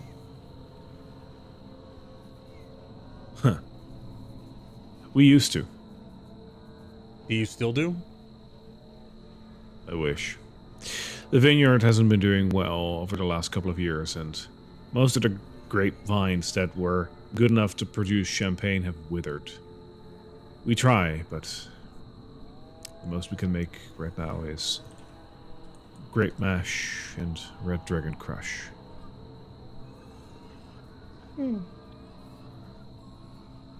Are they the same? Oh, never mind.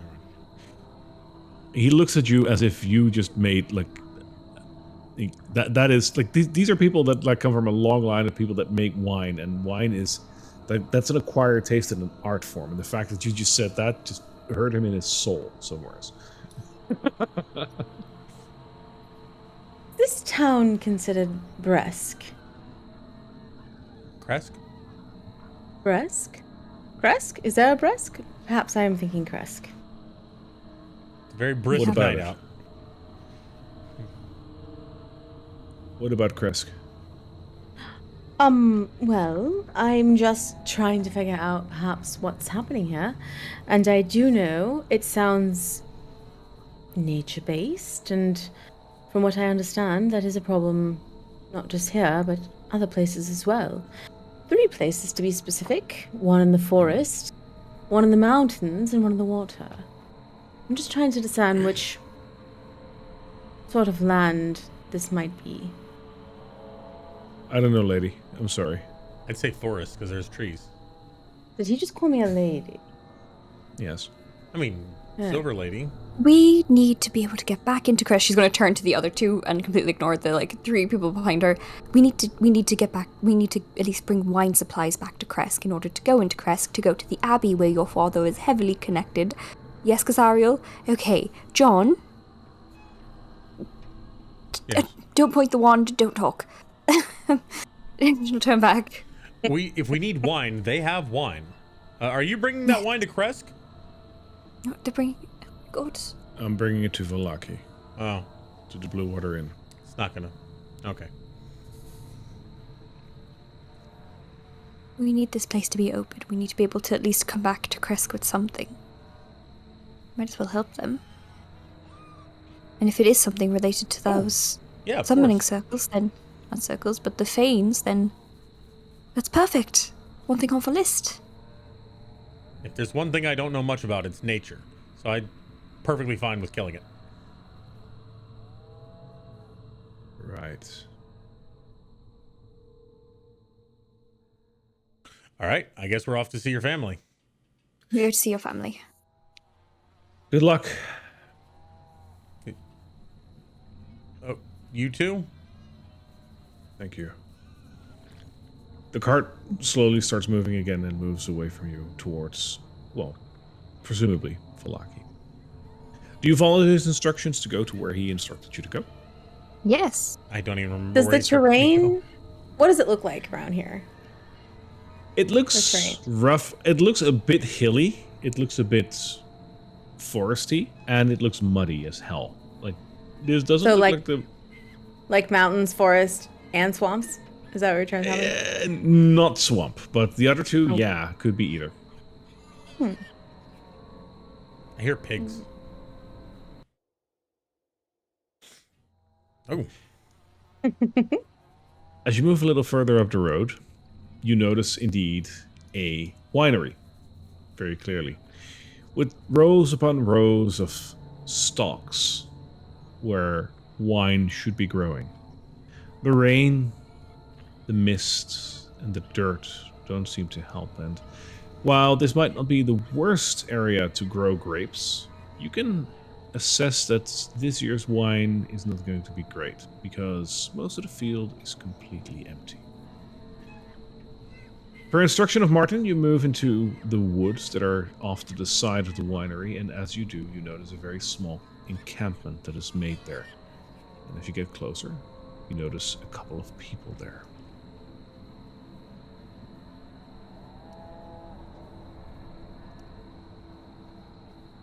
They notice you as you approach. Hi, Martin sent us. Martin, Vigo, and Yolanda sent us. They said you needed help. This place looks horrible. What happened here?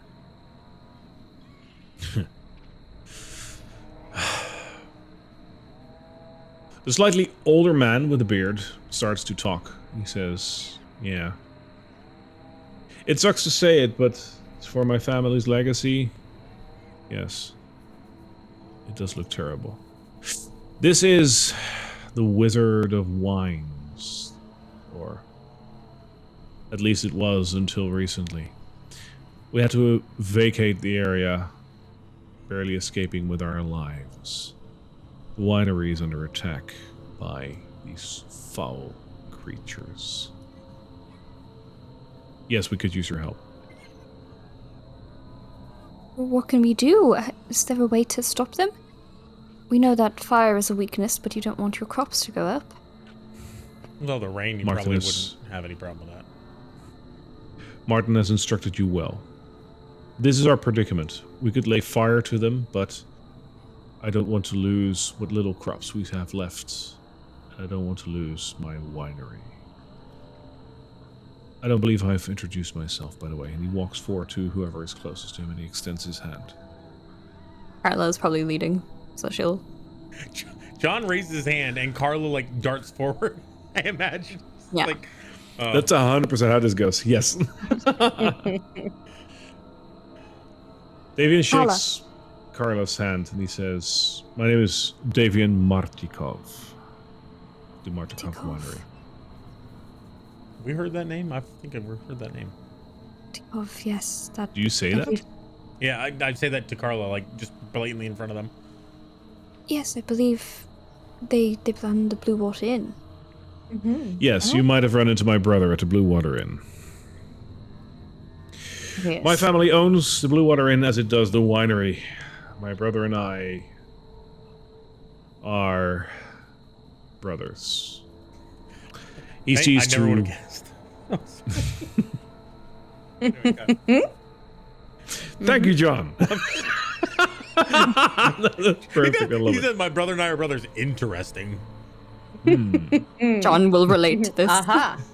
John takes notes. Mm-hmm. My brother and I are also Go brothers. on. I understand.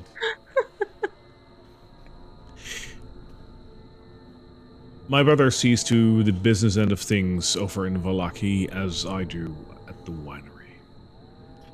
Recent events, however, have taken a turn for the worst as... Well, look at it. And he points at the winery. He says, not a single grape growing at the moment, and what little we have left is currently being sucked away by these creatures that have come to attack our winery. What do you mean when you say sucked away? Martin mentioned something about draining the life force of a building? Not the building, the winery, it's the wine stalks itself. Oh. These viney creatures just latch themselves onto whatever is trying to grow over here and just suck the life force out of it. These needly creatures are standing guard for whoever tries to interfere. We have a suspicion as to who is doing this, but obviously we don't know for sure. Is it the forest? Would you tell? She said. There are druids in the woods. Druids.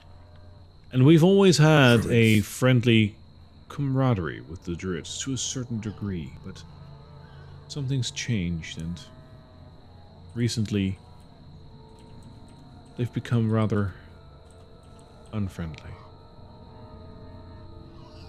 Yeah. How recently? About a year ago, things have started changing for the worst. Really? If you think Yes. very hard, David.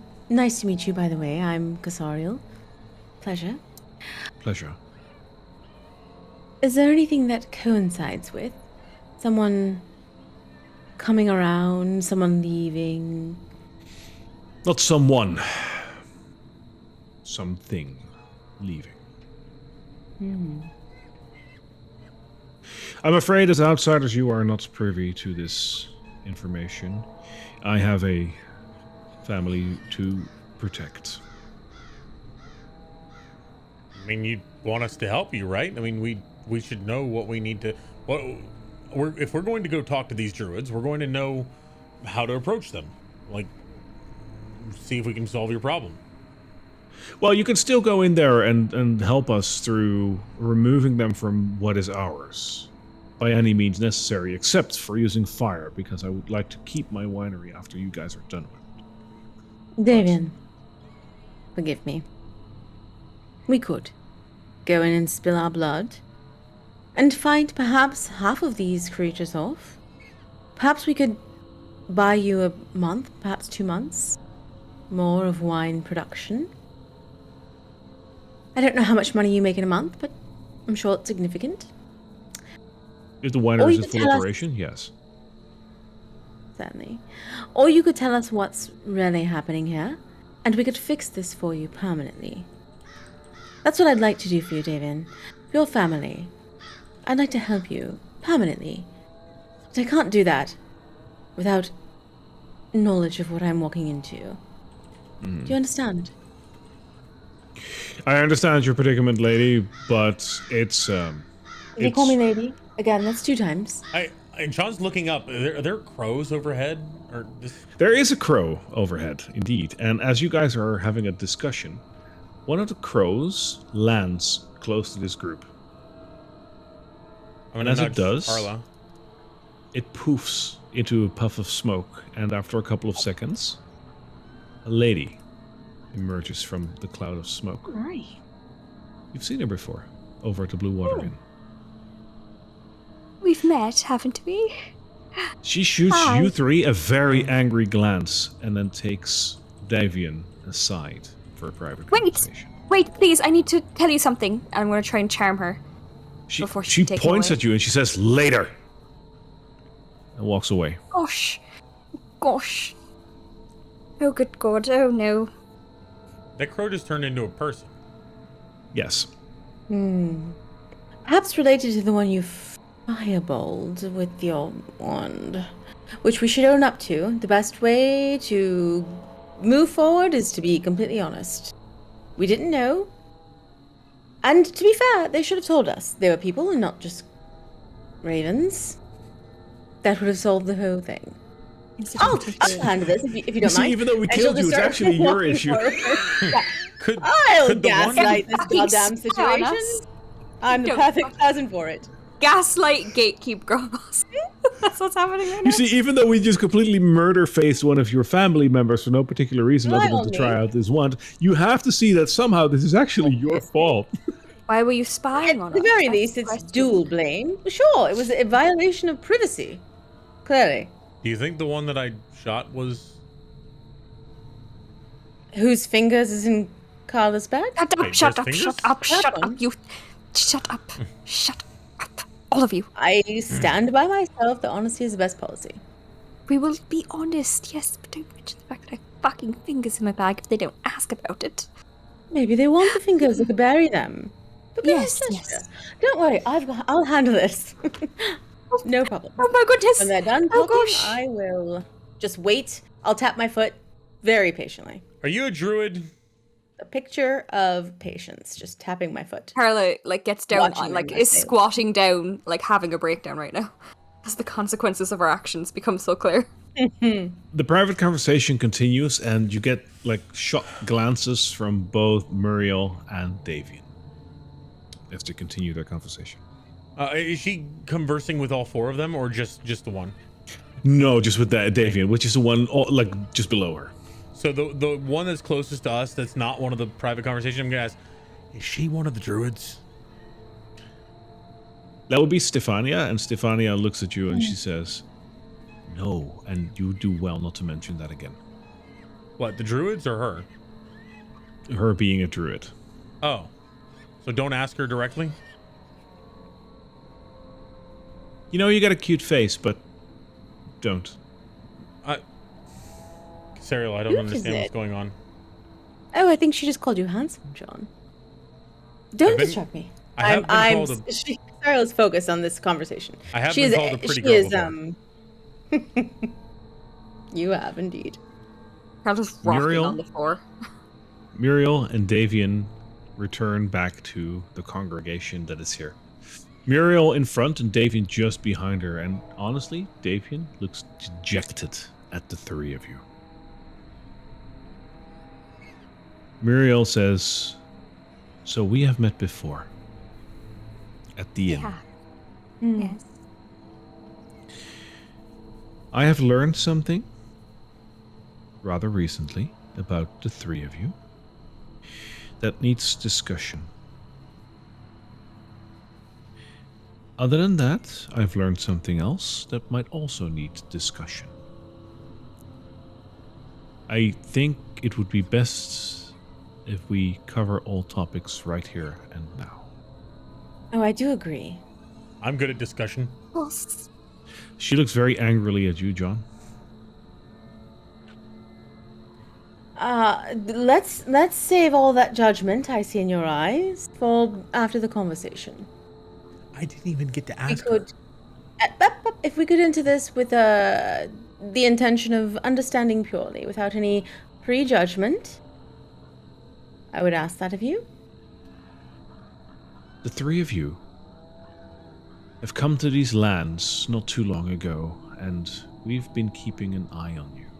Not because we don't necessarily trust you, but because new people in these lands are often lost to, well, certain things that happen to them. We try to establish a pattern, therefore we try to keep an eye on you. As you might have noticed, me and my family are cursed with a blessing.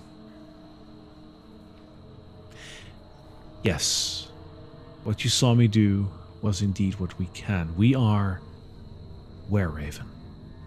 We go as we please. We can change into a raven wherever we want, and we can change back wherever we want just as well. We keep tabs on you. We make sure that you don't get into trouble. We make sure that if you do get into trouble, we warn you. She shoots a glance over at Carla and she says, "Like the time you walked into the windmill." To be fair, You laughed at me and you left! I have lost memories because of you, because you did not warn me earlier! You know, Carla, I I'll take think we're this. just going to keep this calm. You know, a suggestion. Perhaps you should warn people, you know, in common, where they will understand, because you did sort of just seem like a crow that was upset we approached the windmill. Just a suggestion, you know, not a criticism at all. A criticism from me, suggestion. however, is that this land has been actively trying to kill us since we entered it.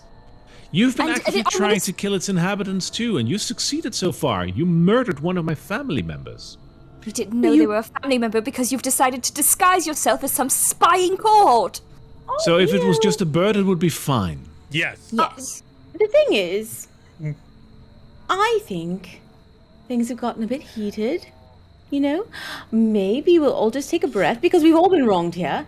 You're right, of course, to be upset. Clearly, you need someone you can trust to help you with this issue. And I'm gonna glance at John and just narrow my eyes. I just want to be honest, I thought it was a box remover. I'm going so through- sorry. I'm so sorry. Yes, Here he did not. He mean really to do did that. not know He's- what was going to come out of the wand. It could have been like a sparkle.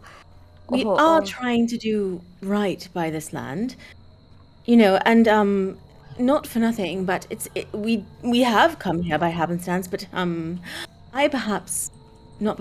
absolutely have a stake in the future of these lands. My mother and father are here somewhere, and I'm here to find them and save them. And so, if you're here, and you're on the side of good, then we are allies. And you may perform whatever sort of check you would like to investigate that, but I promise you, on the soul of my mother We are here to help you. If you are on the side of good.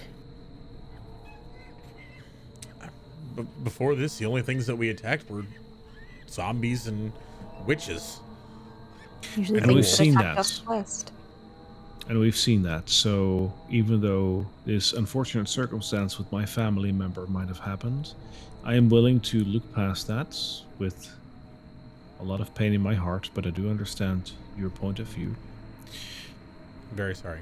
And as it happens, I just told Davian the news that I have learned only recently. And as the case may be, we do need your help. So I'm willing to propose a solution to all of our troubles here. Lay it on. The winery is just part of the issue. As Damien might have just told you, did you tell him, Damien? And Damien nods. She says, the winery hasn't been doing too well lately. There's a reason to that. You can imagine that a winery in this place wouldn't do well to begin with. I'm pretty sure you guys aren't vintners, but you can imagine that this isn't the perfect place for a winery. Yet, year after year, we were able to produce a large batch of wine for the entire land of Barovia here. You can imagine that a certain amount of magic was involved. You'd be right. Centuries ago, a magical gem was entrusted to my family. The magical gem had certain properties, one of which would be to help the growth of that which is good, which would be the winery. The gem itself was kept below the earth, below the winery, and the winery flourished. But we are afraid that the druids have gotten hold of the gem.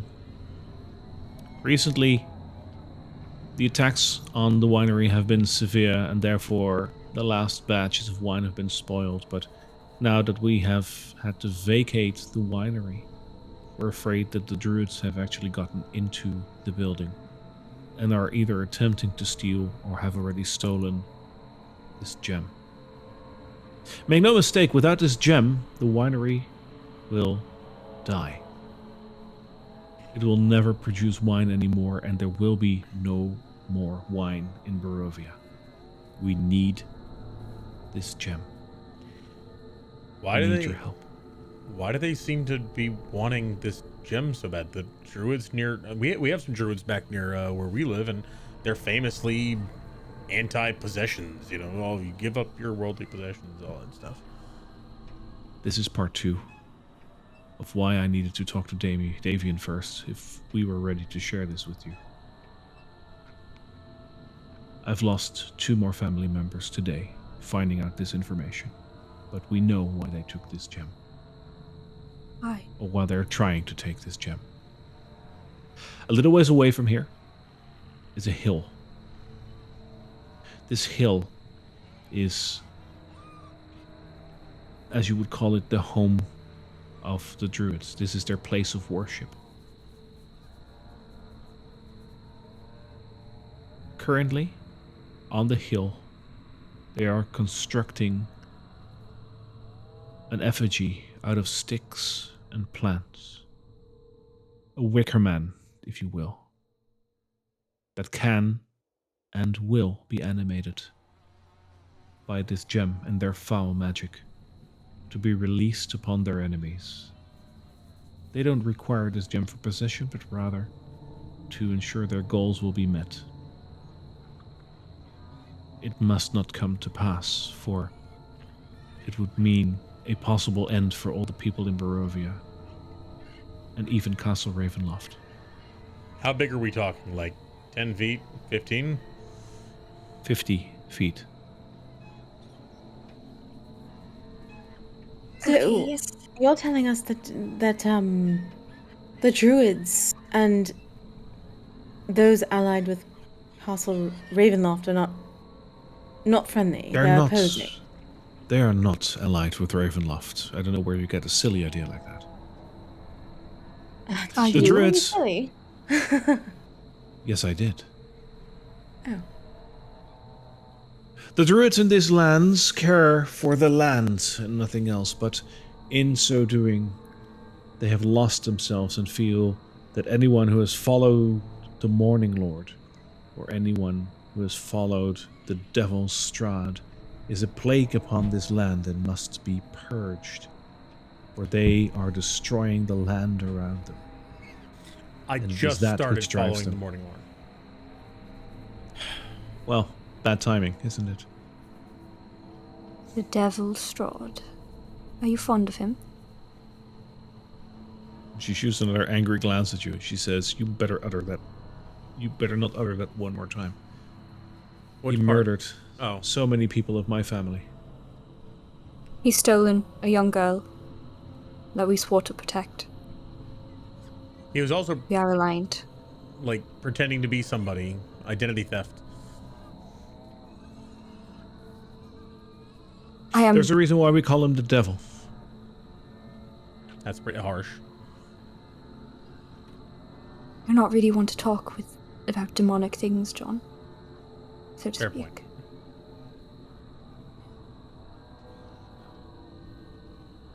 A 50-foot wicker man does not sound particularly pleasant to deal with. I understand why this has urgency, and we are capable. You've seen it. Would it be wise to potentially talk to them and try to understand why they're trying to unleash this stick figure upon the land? If you can find out any information about that, that would be great. But our concern is that if they are currently taking the gem with them, they should be stopped. But if they have already taken this gem with them, then chances are it might already be at Jester Hill. So if we This destroy is where a the- choice. This is where a choice has to be made.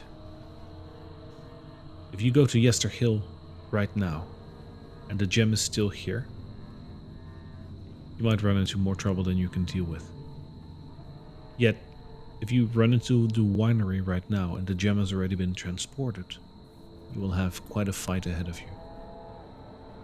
That choice I cannot make for you, but I can make a suggestion. Yes. Save the winery first. I know that sounds selfish, as that is my family's legacy. But if the gem is still here, we can nip it in the bud before they take it out. It is the best chance we got. If the gem is already out of here, saving the winery will at least give you a base of operations before you march on Jester Hill. I thought the winery was Davian's family's legacy. My family is married into the Martikovs. It is as Oh. much my family as it is theirs. Congratulations, you two. I didn't even realize. You know, Muriel, as you said, we are newcomers to this land, and the politics here are quite interesting. It is very difficult to understand the opposing factions that exist and exactly what their aims are. Do you know, because you said you are not a fan of the Lord and Castle Ravenloft and his allies. Is that right? Far from it, yes. Indeed. Neither are the Druids allied with him, so that is another faction because you also hate them. Is that right? Correct.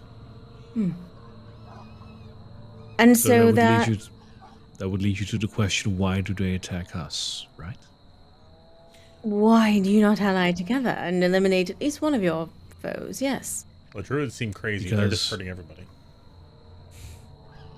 Well, you're not as crazy as you look, John. But he's got a point. To the Druids, we are a plague upon the land as much as Strahd is. We are ravaging the land to reap its of its natural resources. And some of my family worship the Morning Lord, which is an atrocity. And therefore it must be purged. There's no way we can ally with the Druids, even if we would have wanted it. It would have been a match made in heaven, but they will not want it.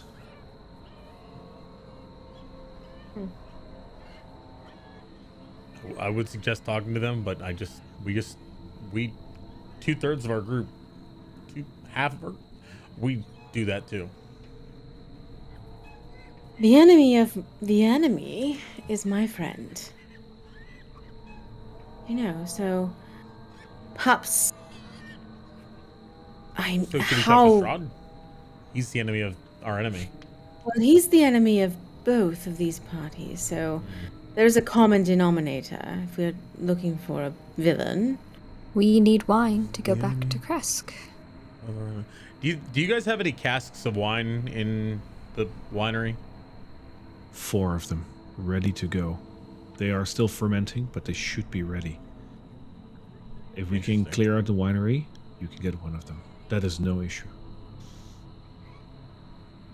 He's gonna sort of lean down to Carla and say, if we can clear out the winery, we might be able to just take one. Wait, I don't that's think it's like never different mind. liquor. That's probably not what you want to say. Never mind. I'm sorry. Yeah, it's In the spirit of full disclosure, I think perhaps the most sensible thing to do is to hear your side of the story and then go speak with the druids and hear their side of the story. Then make our decision from there. Question. If you can get through the fields, then that is an option. I'm not saying you shouldn't talk to them, but be aware that you first need to get to them. Do the druids have any form of, like, do they attack on sight, or is there any way we can reach to them? In most cases, they will attack on sight because you do not look like one of them. And even if they don't, they surround themselves with these vile creatures made of twigs and needles and twigs and vines that will attack you even if they don't. If you manage to pull through all of that, yes, you might be able to talk to them. the winery is actively being attacked right now. Yes. That building over there? If you look between the stalks, you will see these lumps of vines that are currently sucking the very life essence out of the earth. And closer to the building, small, needly creatures will stand guard to anyone who will try to enter the building.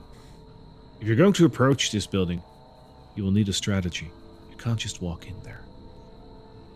We have strategy, don't we? And what would that strategy be?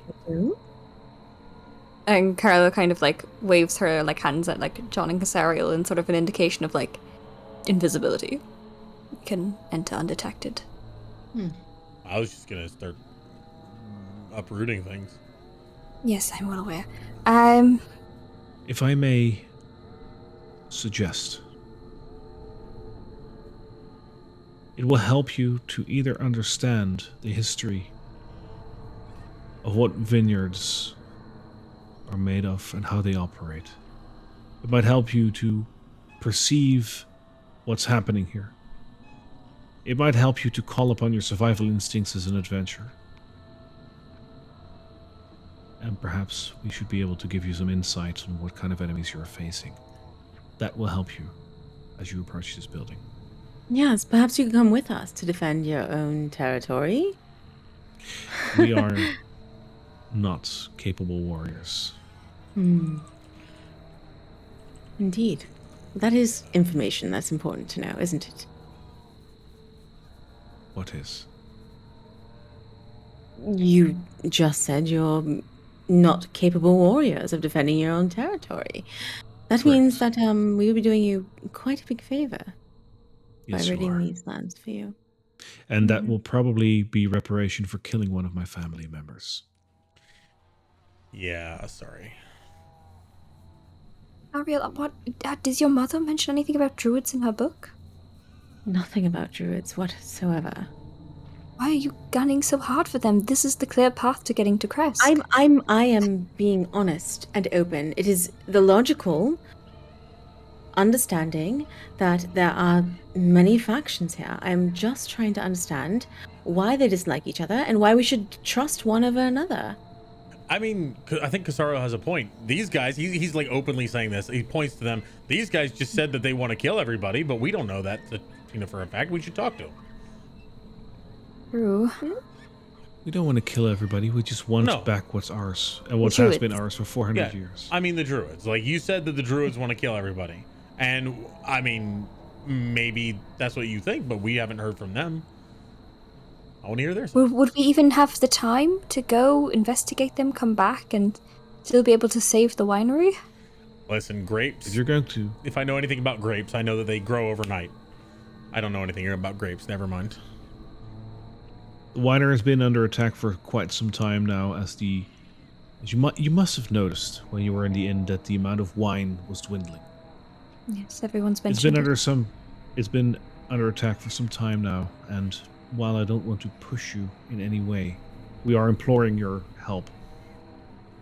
But if you don't help out now, it might be too late for the winery. It did take you some time to get here.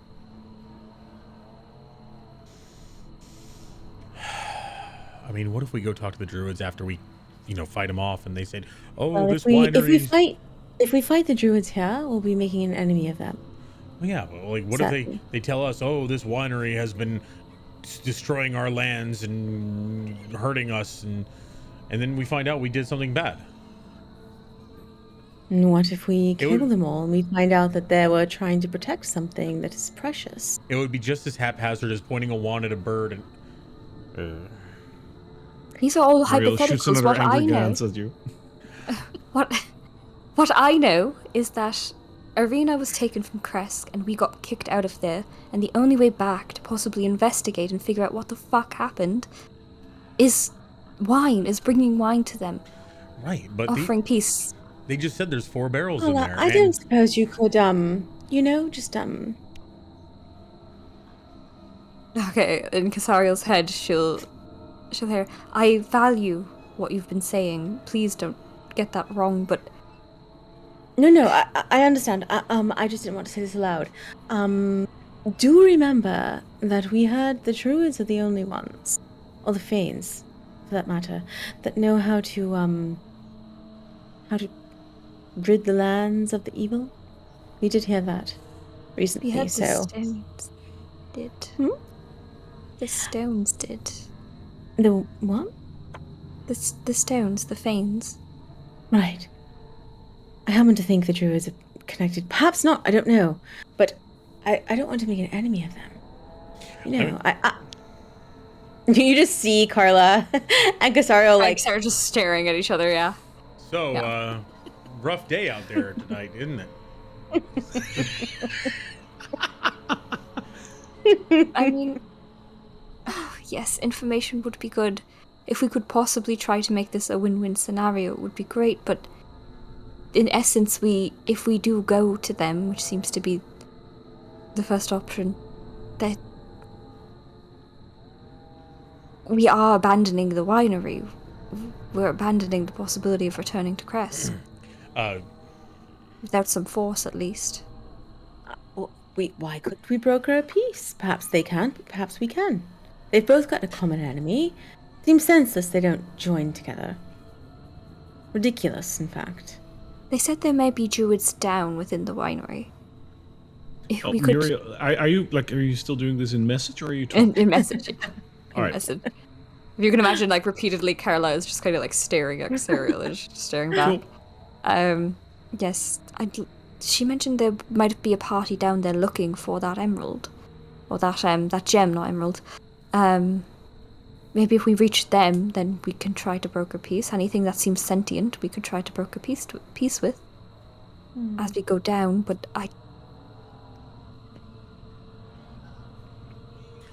don't know. Providing wine for Barovia is a rather shallow cause. If we're going to try to defend ourselves against druids of the land, we just thought that everyone should have wine. Can I have an aside with my friends for a moment? He's been standing there watching you guys, like, looking at each other for a while. Can I have an aside with my friends? We'll be right back. I think, honestly, this might be a situation for that bloody coin you and John have. Oh, for coin. I think yes, you have it, Casariel, I think. But what I was gonna say was, if we talk to the druids and everything's chill with them and they're not trying to kill everybody, then there's there's 4 barrels of wine in the winery that we can just take. Crest just needs a barrel of wine, right? Because if these To guys be are lying perfectly honest, if these guys are lying I to don't us, really know if I give a fuck what Crest wants. Well, I mean, we need. This is a little bit bigger than a lord's ability to get wasted on a weekend. Do you know what I mean? Don't we need to get back into the Abbey? I thought you were trying to. I think Carla can get into that abbey any time. It would be easier if we were invited, sure, but I don't know. I don't mean to be difficult, but this is confusing, is it not? I mean, why are the major players in the land not all joining together, right, and opposing their foe at the same time, and then they can squabble over what's left? Senseless. It doesn't make any sense. That's not Who's how. the foe? Well, it depends on who you ask. That is exactly my point, John. To these two, to the Druids, and to the Martikovs, the foe is...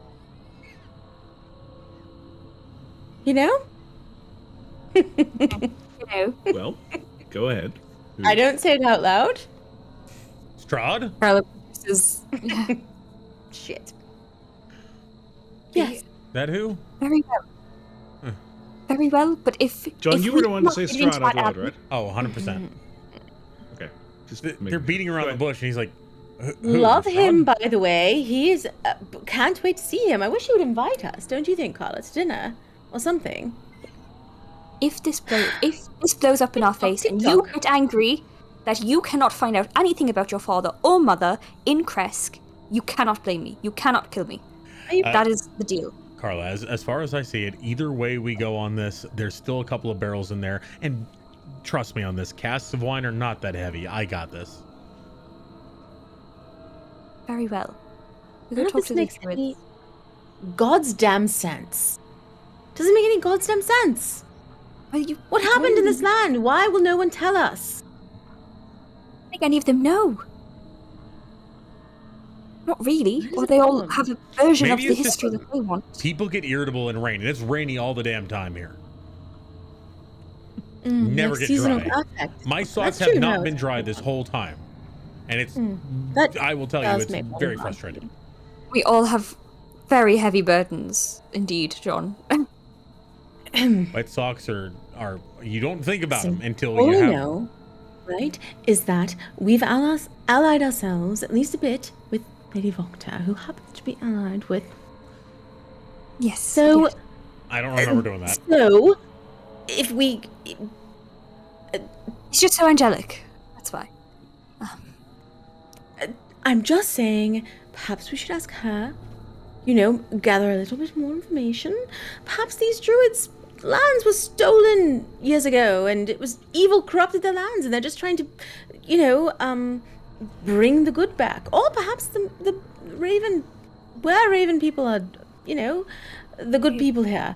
Who the hell knows? I don't know who the good people are, but I certainly don't want to ally myself with the bad people. Well, that's what I'm saying. I just want to talk to them just to get their side of the story, because it's entirely possible that these guys are actually bad to the druids. I don't know.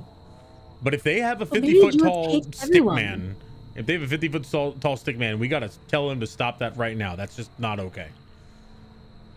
Okay. Unless they're going to burn I mean, him. they certainly aren't going to like us because we are allied with the. Because Cereal, And- people love us. It'll be fine. No, I think they will hate us. No, I think they will hate us. I'm sure I it's think all they're gonna the work out. reason that all the churches of the Morning Lord around here have been desiccated. Do you think they're the reason No, behind the rain? The druids are the ones that don't like the Morning Lord, not the Martikovs. You do know that, They don't like yes. they don't like the Lord of the Lands, which doesn't make any sense because I thought, from what we saw, he practiced druid customs. He stabbed the perhaps ground. read that book. Martikovs, Yeah. Should we read that? book? Martikovs and Muriel are looking at you guys as you make your decision. Hi, sorry, just, talking about the weather. It's been bad. I will follow you where you go. If you believe information is the right path, then we'll go and get it. As long as it's plants, I wouldn't have much problem, fighting. But if it starts talking to me, I'm gonna feel bad for hitting it. Just like I have an idea. I didn't know that bird was a thing. I'm so sorry, Muriel. I'm so sorry.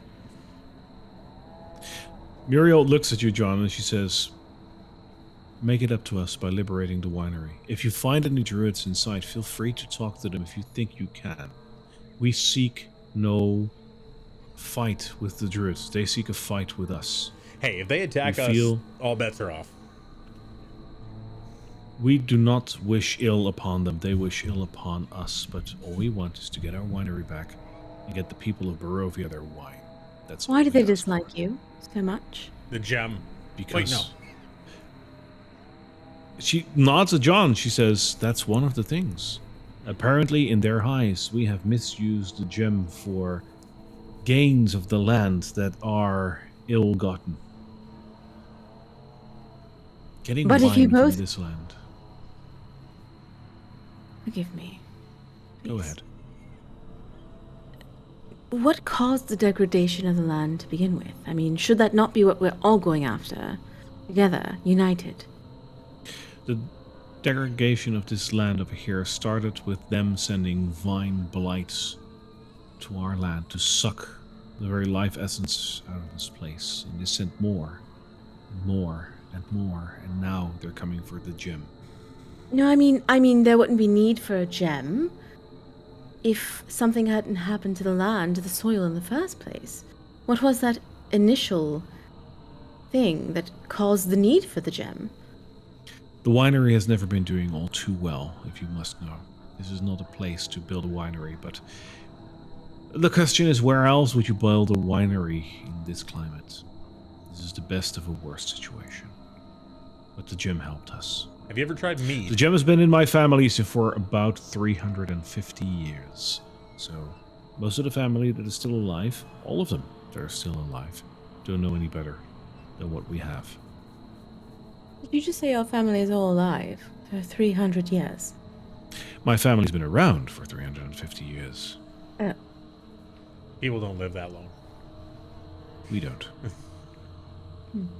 Well, Carla, how... She's older than she I'm was. 103. Wow. I'm like 26, so...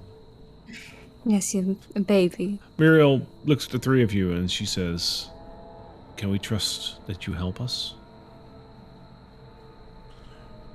We'll try to sort out the situation and do what's best.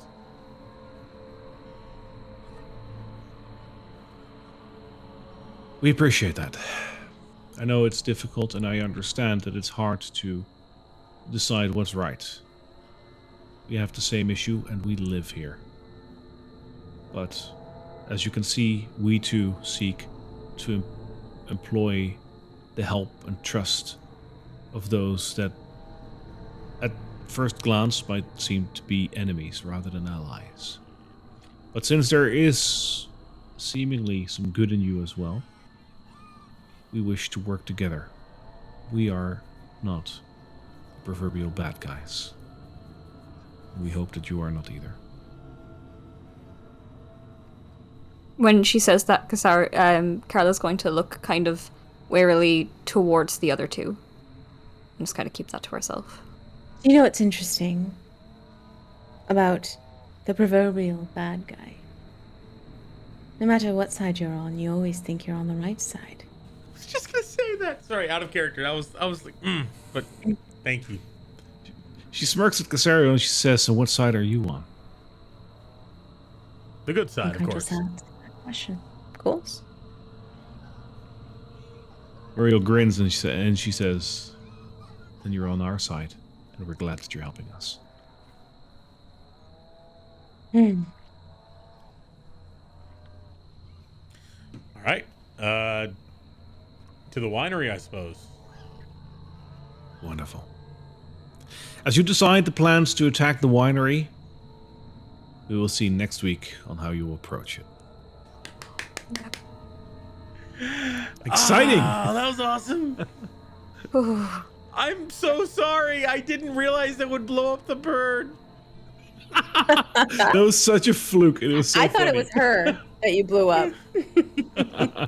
Yeah. Oh, man. Yeah, This is that so was funny. confusing. Who do we trust? Yes, welcome to the Curse of Strahd. John wants the whole story because, like, sometimes people they tell tall tales. Like, some people believe that you can't walk through mist. That's just crazy. So we're gonna have to talk to the, we're gonna have to talk to him, get the story straight, and then either way, there's a barrel of wine in there that we can use. So if we make enemies with the Fanes, they're the ones that know how to defeat Strahd. Are these now? guys I don't from know the if we Fanes? want to defeat Strahd. I don't know if the Druids are related to the Fanes, but I certainly feel like they're in the same family. Like they're more in the same family than like. Yeah, but we just proved that you can kill someone in someone's family and they still won't attack you. So maybe not everyone is terrible in this world, right? Who knows? Yeah. The fact that she didn't attack me directly kind of makes me want to help her. It's difficult. Oh man. So we got. I definitely don't have a clear image of the Fanes in my head. I think that's why I'm gunning I so hard know. for Yeah, memory. I have no idea. Yeah. I have divination now. Hmm? I will Yeah. ask the gods.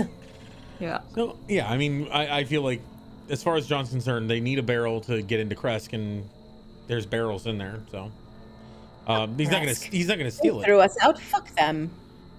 We could get in there if we wanted to. We just walk in the front door and say, "Fuck you, fuckers. We're in Kresk." Yeah, but I get their position. we That's an approach, yeah.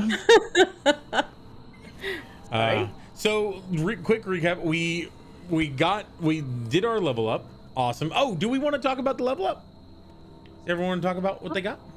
We can quickly do that, and then we should end go ahead because we're already over time quite a bit. Yes, we are. Did you get I got something? We can second talk glance. about the level up like next time, whatever you want. We could, yeah, that would work either way. Stay tuned. Yeah. Alrighty. So, I guess Do that you was want to awesome. go and?